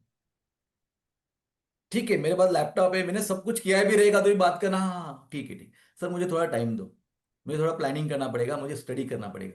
देखो ये बात करना है, नहीं तो बहुत सारे टाइम हमारे कंसल्टेंट ना एक ही मीटिंग में पूरा खत्म करना चाहते हैं। देखो छोटा कस्टमर होगा तो नो प्रॉब्लम, बट बड़े एचएनआई के साथ ये नहीं करना है, कभी भी ये गलती नहीं करना है। तो मैं उससे कहा कि नहीं सर थोड़ा टाइम लगेगा मुझे। तो मैं कागज लिया, पेन लिया, उसका फ्यूचर प्लानिंग क्या है, गोल क्या है, अराउंड उसका इनकम कितना है। उसने नहीं बताया तो भी मुझे पता चला था कि इतना इतना उसका इनकम रहेगा ही। और उस कैश फ्लो में मैंने एक सवाल उनको पूछा था कि सर अब बहुत सारा पॉलिसी आपका मैच्योर हुआ है, सर आपको पैसा मिला है उसका। आपको भी मालूम है कस्टमर बोलता नहीं यार, क्योंकि ये केसेस मनी बैग में ज्यादा होता है, अरे उस साल मुझे पैसा आया ही नहीं। वो बहुत सारे क्लाइंट हमें यही बात करते, आप ढूंढो जरा, हमें काम पे लगा देते कि पैसा नहीं मिला करके। सही बात।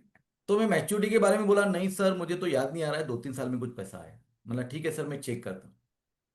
फिर अपना ही आईओई का एक एजेंट है धुले में, तो उनको मैंने बात किया कि यार ये धुले में थे तो ये सारा पॉलिसीज है, जरा आप चेक करो क्या क्या हुआ है उसके साथ। तो बोला नहीं नहीं वो मैच्योरिटी हुआ नहीं, उनका कम्युनिकेशन भी किया, वो उधर अभी नहीं, बोला अभी पुणे में शिफ्ट हुए। तो उस जमाने में सर अभी ये फैक्ट है 2012 समथिंग, ओके। तो उस टाइम चेक मिलता था।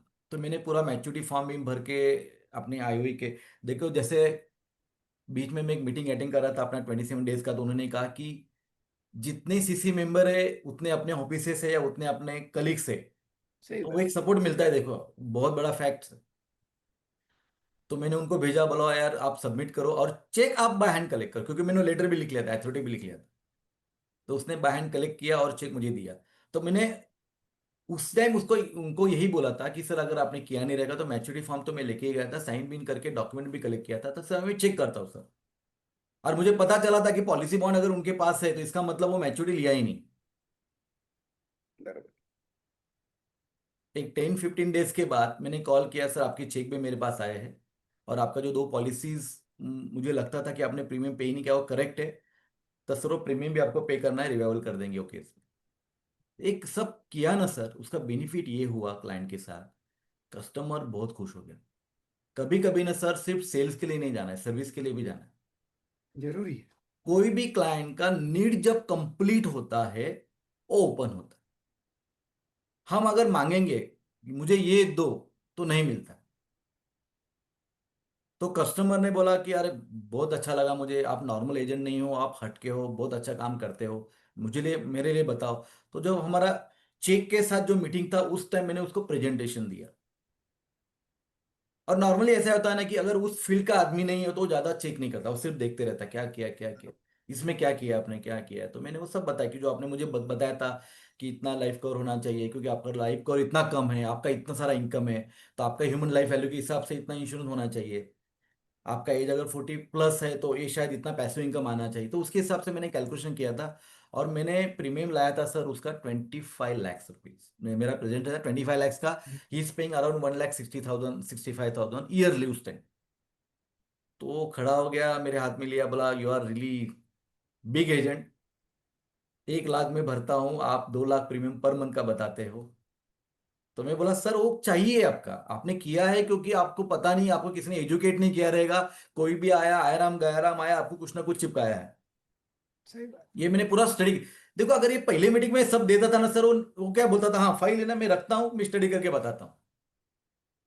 पर जब हम पूरा उसको बताते, मैं जाऊंगा बैठूंगा प्लानिंग करूंगा सोचूंगा दूंगा, तो वो आदमी भी सीरियस रहता है कि मेरे लिए स्टडी किया। सही किसी बात। भी आप एमडी डॉक्टर के पास जाते हैं और एक एमबीबीएस के पास जाते हो, क्या फर्क होता है? एमबीबीएस वाला सुनता है, चिट्ठी लिखता है, इंजेक्शन देता है, जाओ बोलता है। वही एमडी क्या बोलता है, ओके, उसको सब पता है, वो बोलता है ना एक काम करो, ये सोनोग्राफी करके आओ पहले, ये सारा टेस्ट करके आओ पहले, ये एक्सरे करके आओ, शायद एमआरआई करना पड़ेगा, वो एक एक टेस्ट करता है, पूरा स्टडी करता है। फिर सेकंड या थर्ड मीटिंग में बोलता है, वो इनिशियली एक टैबलेट दे देता है एमडी वाला, बट बोलता है एक सब देखना पड़ेगा मुझे, उसके बाद ही मैं आपको बताता हूँ। और जब वो आप सब रिपोर्ट चेक करने के बाद आपने हमें जो मेडिसिन देता है सर, हमें इमीडिएटली रिजल्ट आता है, क्योंकि हमारा फेथ बढ़ता है, हमें लगता है 100% डॉक्टर ने मेरा पूरा बॉडी चेक किया है, सारी रिपोर्ट करेक्ट है, और एज पर माय रिपोर्ट जो डॉक्टर बोल रहा है ना एकदम सही है। हमारा फेथ बढ़ जाता है, हमारा वही बिलीफ सिस्टम एकदम पॉजिटिव हो जाता है, हम इमीडिएटली ठीक हो जाते हैं। वही तो, रेडीमेड प्लान बेचो तो उसको लगता है कि ये तो रेडीमेड लाया, मेरे लिए थोड़ी है। मेरे और लिए नहीं लेने बनाया। के बाद लगता है मेरा सब पोर्टफोलियो स्टडी करके कुछ डिसीजन दिया है। करेक्ट। Great great great. तो ये बहुत बढ़िया। इमीडिएटली उसका इफेक्ट हुआ, और सर उस टाइम मुझे ही has given me 12 lakh rupees premium, मतलब 50% तो करेंगे, चतुर लाया है तो 50% तो करेंगे। तो बहुत बड़ा sale after let my job ऐसा शुरू हुआ था, क्योंकि बिजनेसमैन को मैं जुड़ रहा था। यस। तो एक बहुत अच्छा बरोबर है, फील हुआ। 11 में जॉब छोड़ा, ये 12 का बात है। और बढ़िया। रिसेंटली सर मैं सक्सेस स्टोरी और बताता हूँ कि yes. I am connected with PHA, Pune hotel association. Hmm. तो एक जीएम है होटल का, अच्छा पोजीशन पे है। तो उसने कहा कि ये सारी डिसीजन है मेरी वाइफ लेती है, अब मेरे घर पे आ जाओ। घर पे जाने के बाद उसकी वाइफ बहुत एजुकेटेड थी, शेयर मार्केट में पैसा रखती थी, बहुत अच्छा नॉलेज था। तो उसने सब देखा, हाँ क्या करना चाहते हैं कैसे है। और मैंने उसका जो पोर्टफोलियो सर उसी जीएम का भी लेके रखा था, उसका कैश फ्लो चार्ट ही लेके गया था, पुराना, वो ज्यादा नहीं था, बिल्कुल भी ज्यादा नहीं था। बट उसकी वाइफ ना towards equity, share market, mutual fund ज्यादा फेवर में थी, और उसका भी ज्यादा बिलीफ नहीं था ये सारी चीजों में। बट जैसे मैंने कहा कि कोई भी कंसल्टेंट अगर सेल्समैन करके गया तो नहीं होता ऐसे। मैं हमेशा कहता हूँ कि I am not a salesman, I am a financial teacher, क्योंकि मेरे बचपन से इच्छा थी मुझे टीचर बनना है। तो आई एम अ फाइनेंशियल टीचर, मैं लोगों को सिखाता हूँ, लोगों को मैं एजुकेट करता हूँ, मैं बेचता नहीं। तो उस तरह से उस फैमिली को मैं एजुकेट कर रहा था कि आपने क्या किया है क्या नहीं किया, क्या होना चाहिए, this is your cash flow chart, ये सब समझाया। वो होने के बाद सर वो मैडम ने कहा कि ठीक है, मुझे 2-3 ऑप्शन आप मुझे और बताओ। तो उसने कहा कि सपोज मुझे 50,000 रुपये पर मंथ सेव करना है, तो अगर मैं एसआईपी में करूँ तो क्या होगा, आपने जो स्कीम बताई उसमें किया तो मैं क्या होगा, मैं बिटकॉइन में रखूँ तो क्या होगा, अभी देखो, आपको अगेन स्टडी भी करना है बिटकॉइन का। आपको पता है कि अभी बिटकॉइन जो अराउंड 40-45 थाउजेंड का बिटकॉइन आज 1 करोड़ में सेल हो रहा है। वो तो अप एंड डाउन होता रहता है बिकॉज स्पेकुलेशंस में है इसके अंदर। तो उसने मुझे बहुत बड़ा होमवर्क दे दिया कि ये सब स्टडी करो, आप हमें भेजो, फिर हम बताएंगे। क्योंकि मैंने कहा सर आपको कि 22 to 30 is not a joke. उनके साथ आज के डेट पे टैकल करना इतना इजी नहीं है। और ये सारे लोग जो है ना सर, ये इमोशनली भी जल्दी एक्सेप्ट नहीं करते। क्योंकि सही जब बात। आदमी मैच्योर्ड होता है, बच्चा होता है, उसको एक टेंशन आता है, मैच्योरिटी आती है। बट इस एज में लोग इतना ज्यादा सीरियस नहीं रहते।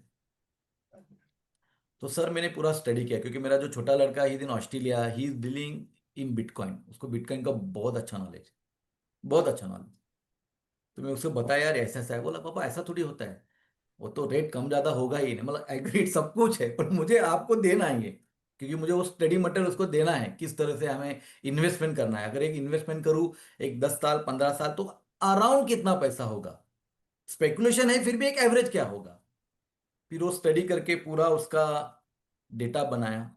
उसने कहा था पीएमएस में रखूँ तो क्या होगा, एसआईपी में रखूँ तो क्या होगा, म्यूचुअल फंड में कैसे होगा, मेरे स्कीम में क्या। पूरा सर कंपाइल करके बहुत बड़े मेल उसको मैंने भेजे। है। आफ्टर 10-15 डेज उसने मुझे बुलाया कि राम भाई आप वापस आ सकते हैं। मैं डेफिनेटली आ सकता, कोई प्रॉब्लम नहीं। वापस हम बैठे, डिस्कशन किया। तो वो मैडम मुझे बता रही थी कि एक्चुअली सारा नॉलेज मुझे था, पर आपने जो इंट्रोडक्शन दिया कि I am a financial advisor, मैं चेक करना चाहती थी कि आपको कितना सारा नॉलेज है। है। सही बात है। क्योंकि मैं बैंगलोर से आए हूँ, मेरे पापा के एक बूढ़े कंसल्टेंट हैं, उन्हें कुछ भी नॉलेज नहीं है। वो सिर्फ इंश्योरेंस ही बेचते हैं। और मैंने 2-3 पॉलिसी ली थी, पर आई एम फेड अप, मुझे मुझे नहीं लगता वो इतनी अच्छी पॉलिसी दी है। मेरे पापा ने बोला करके मैंने लिया है।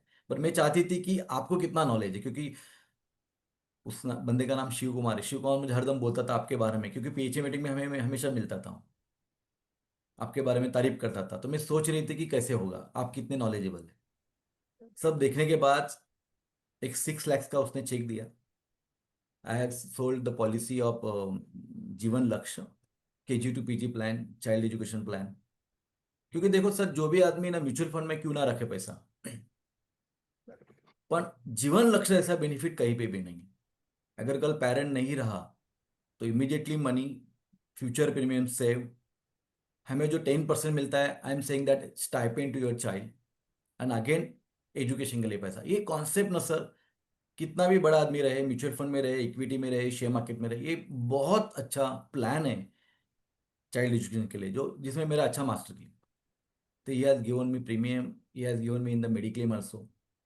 तो बहुत कुछ उसने दिया। बट कोई क्लाइंट मीन आज के जनरेशन के क्लाइंट हमें चेक कर रहे हैं कि आपका नॉलेज कितना है, आप कैसे करते हो, आप जो कमिटमेंट देते हो होता है कि नहीं होता है।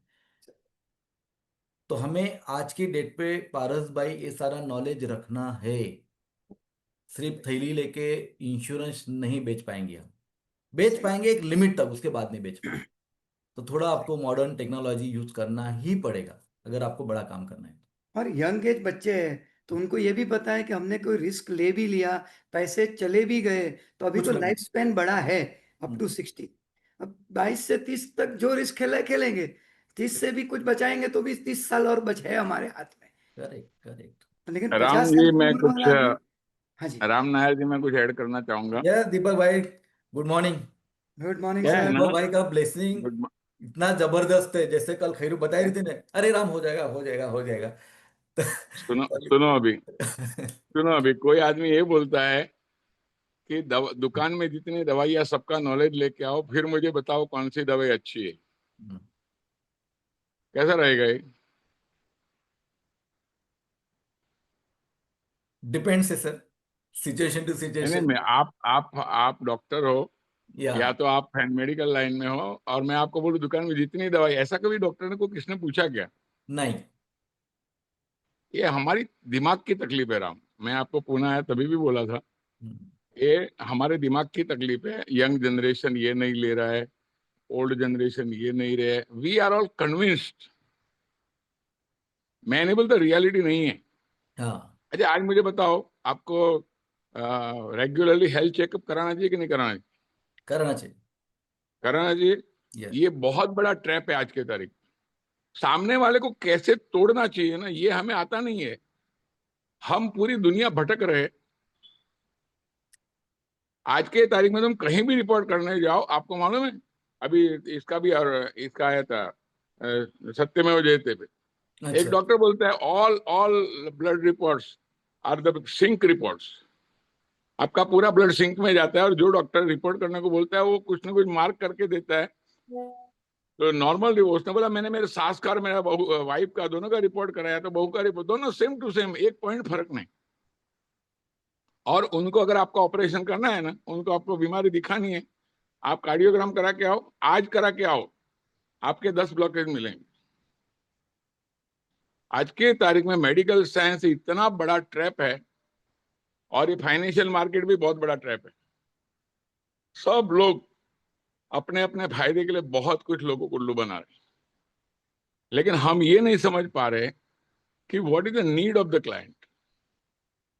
लेकिन आपकी बात सुन के मुझे एक बात, मैंने और एक कोर्स निकाला है, living the legendary life, Dadar में किया था।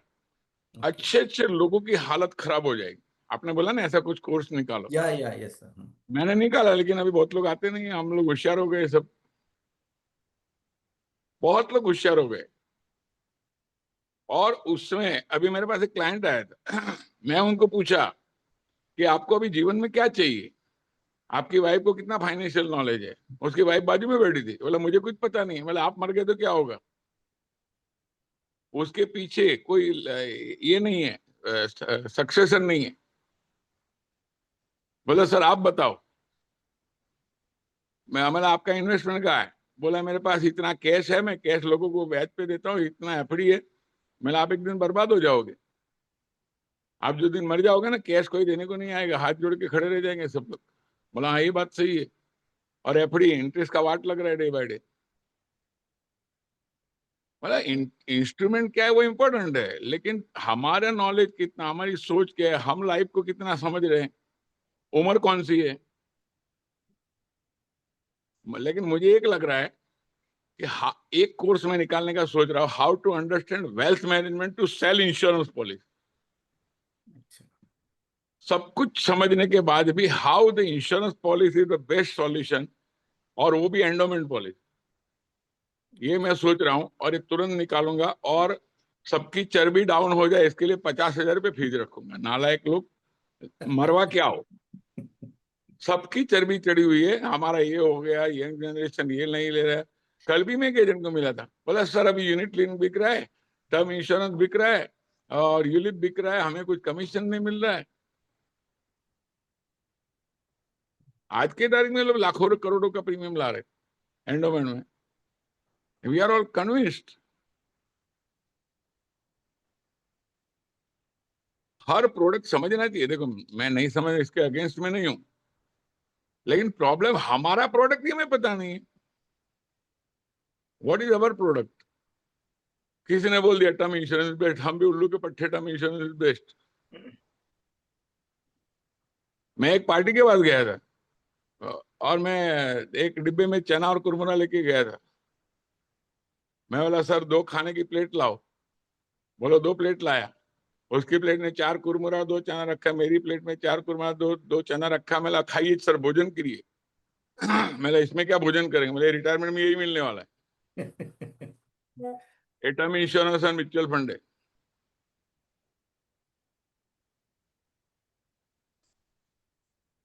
मतलब हम क्या है ना, डर गए राम, ज्यादा ही डर गए। एक चीज है, नमक कितना भी इंपॉर्टेंस कम हो जाए, कभी उसकी जरूरत नहीं पड़ेगी, ऐसा नहीं होने वाला। एकदम करेक्ट। हमारे इंश्योरेंस पॉलिसी नमक है, सही बात है। जैसा रोटी कपड़ा मकान, एक कभी कोई प्रॉब्लम नहीं होने वाला है। मुझे बहुत खुन्नस आता है जब लोग ये बोलते हैं ना कि ये अच्छा है और वो अच्छा है। मैं तो कहना, अच्छा सब कुछ है, सब अच्छा है, तुम्हारी औकात क्या है।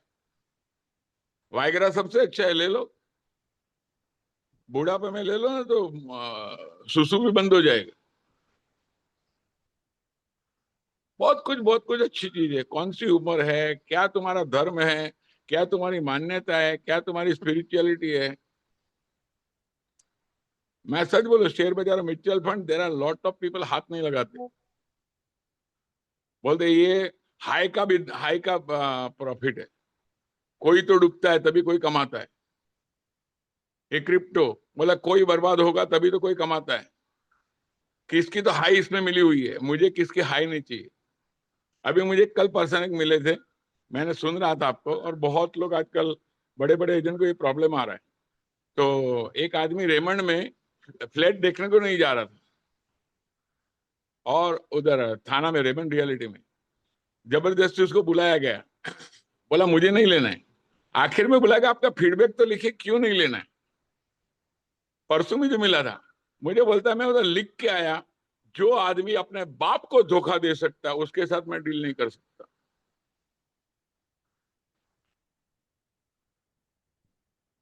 क्या लग रहा है? सही बात, सही बात। सही। इंश्योरेंस पॉलिसी को साला कोई अपने प्रोडक्ट को नीचा करे और हम झुक के बोले हाँ जी हाँ जी हाँ जी हाँ जी। ये कन्वेंशन में मैं कुछ धमाका करने वाला हूँ, सबकी सोच बदली करने वाला हूँ कि इंश्योरेंस के आगे कुछ नहीं, और रियली में कुछ नहीं। देखो सब लोग कैसा कैसा फीडबैक डाल रहे हैं, अपन लोग डर जाते। ये कन्वेंशन में सच्ची मैं लोगों की दिमाग की पुंगी बजाने वाला हूं। सब लोग ये अच्छा है, वो अच्छा, अरे अच्छा सब कुछ है, शूट भी अच्छा है, लोग पहन के घूमो ना, गर्मी में पहन के घूमो। मैं सच बोलता हूँ, अपन सूट और टाई, मैं सच्ची अभी टाई नहीं पहनता हूँ। वो यूरोप वाले को ठंडी लग रहा था, उसके लोगों ने पहन लिया, हमने भी पहन लिया। अभी वो लोग को समझ में आया तो बरमूडे पे आ गए, बोले इंडियन स्टाइल अच्छा है, नीचे से भी हवा आती है ऊपर से भी हवा आती है। अभी से अच्छे से सीओ बरमूडा और टी शर्ट पहन के घूम रहे। अपने को हमारी सोच इतनी पावरफुल होनी चाहिए, सामने वाले की सोच की वाट लगा देनी चाहिए। एक्चुअली हम लोग है ना दिमाग के कंसल्टेंट है, इंश्योरेंस कंसल्टेंट नहीं, इन्वेस्टमेंट कंसल्टेंट नहीं है। बोलो मैं लाइफ कंसल्टेंट हूँ, आज के बाद राम क्या बोलना चाहिए मालूम है, मैं लाइफ कंसल्टेंट हूँ। जिंदगी कैसे सफल होनी चाहिए, तुम्हारे पास पैसा नहीं है तो भी सफल कैसे होनी चाहिए वो मैं सिखाना चाहता, है तो भी कैसे सफल होनी चाहिए।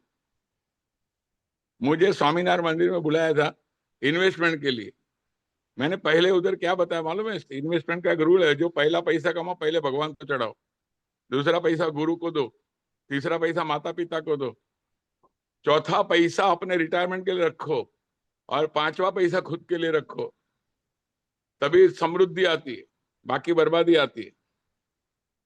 चलो, wish you all the best, God bless you. हमारे एक एग्जीक्यूटिव है तो कन्वेंशन की लिंक डाले सभी को, और कन्वेंशन में जो आ गया उसका धमाल है, नहीं आया वो लफड़े में आने वाला है, उसकी एजेंसी भी बर्बाद हो सकती है।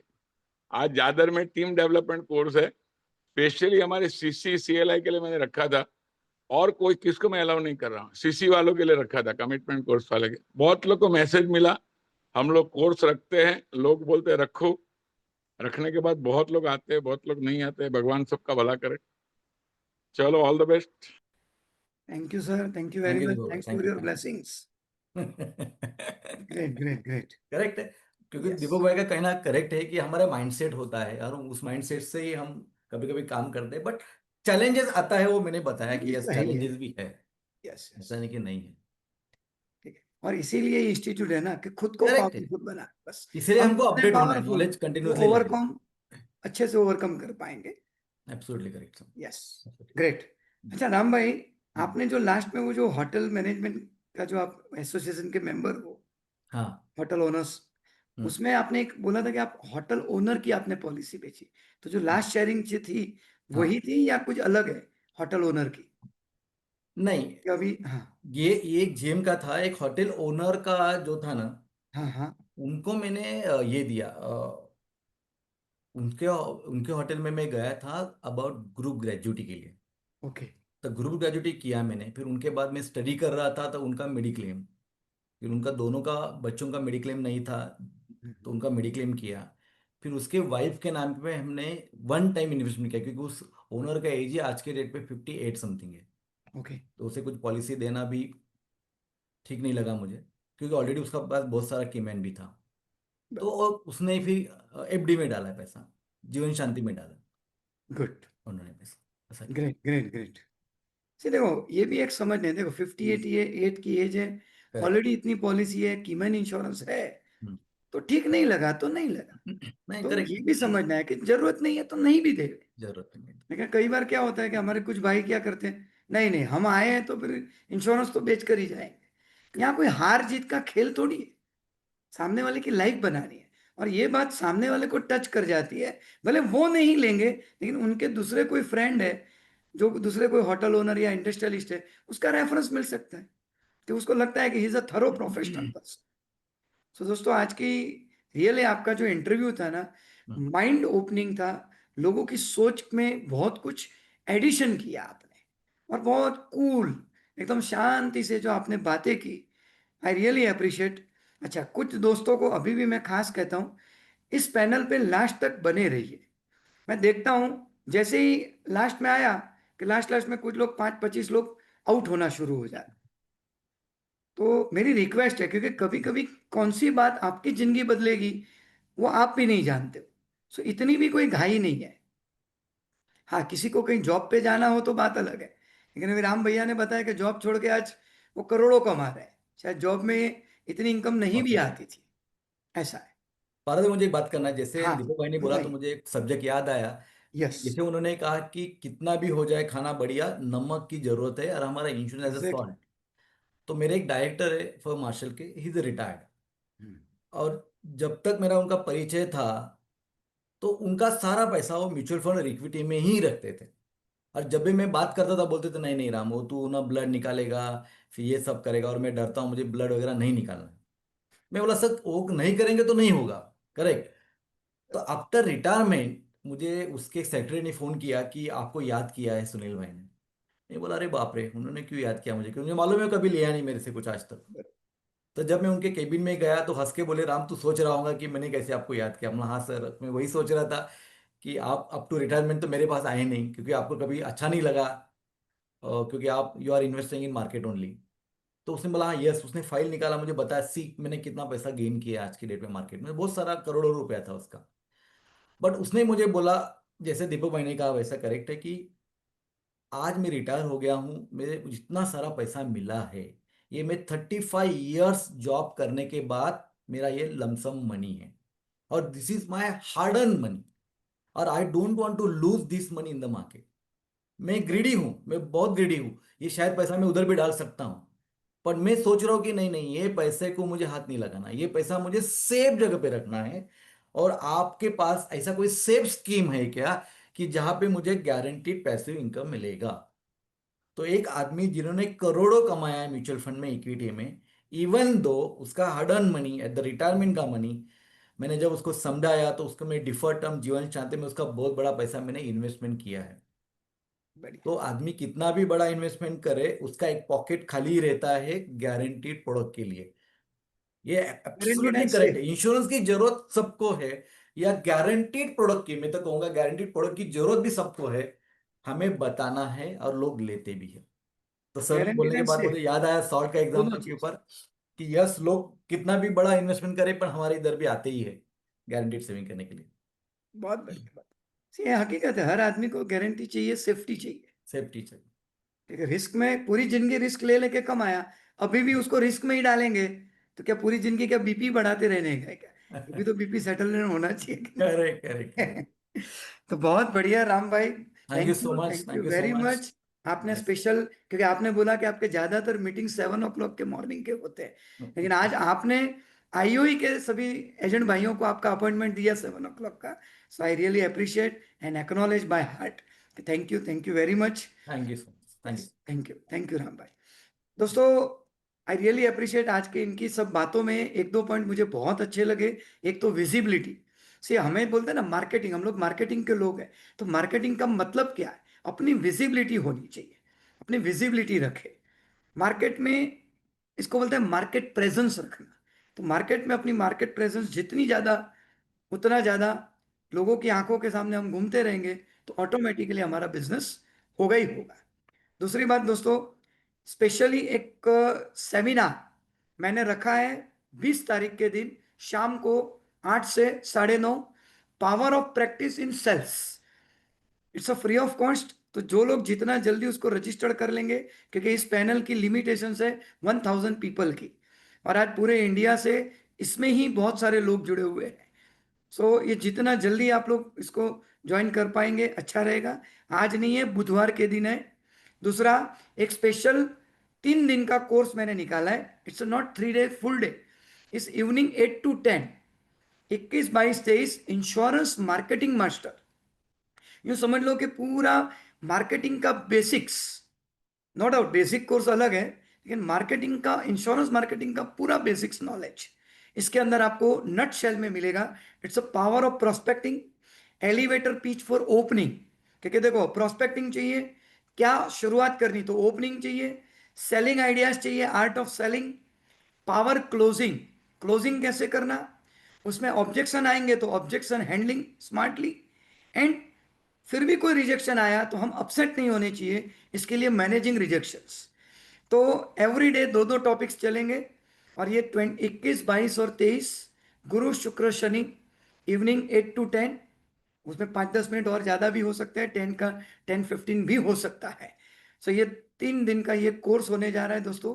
इन्वेस्टमेंट बहुत कम है, 1995। आज ही इसको रजिस्टर्ड कर लीजिएगा, क्योंकि जितना जल्दी रजिस्टर्ड करोगे, कि आप जानते ही हो मेरे ऑनलाइन कोर्सेज बहुत कम आते हैं।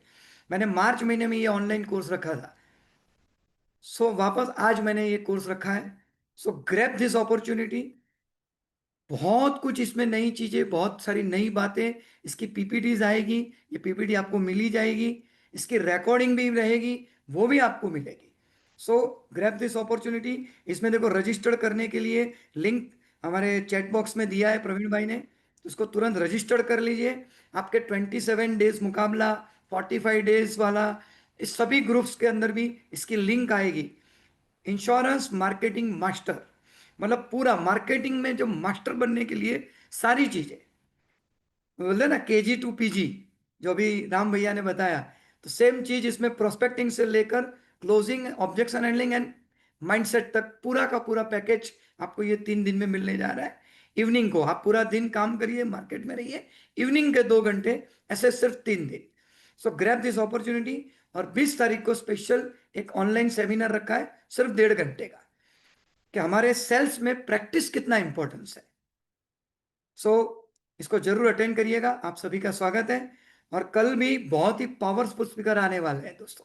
अभी लास्ट लास्ट में जो 1 हफ्ता 10 दिन है, इसमें एक से एक महारथी आने वाले हैं। एक दिन भी मिस मत करिए, और ऑन टाइम 7 o'clock इसको ज्वाइन कर लीजिए। So friends, wish you all the best. मिलते हैं कल मॉर्निंग फिर से 27 दिन के मुकाबले के साथ, नए स्पीकर, नए एंकर के साथ। Wish you all the best, have a nice day. Great. और ये कोर्स को जल्दी से रजिस्टर कर लीजिएगा दोस्तों। All the best. प्रवीण भाई।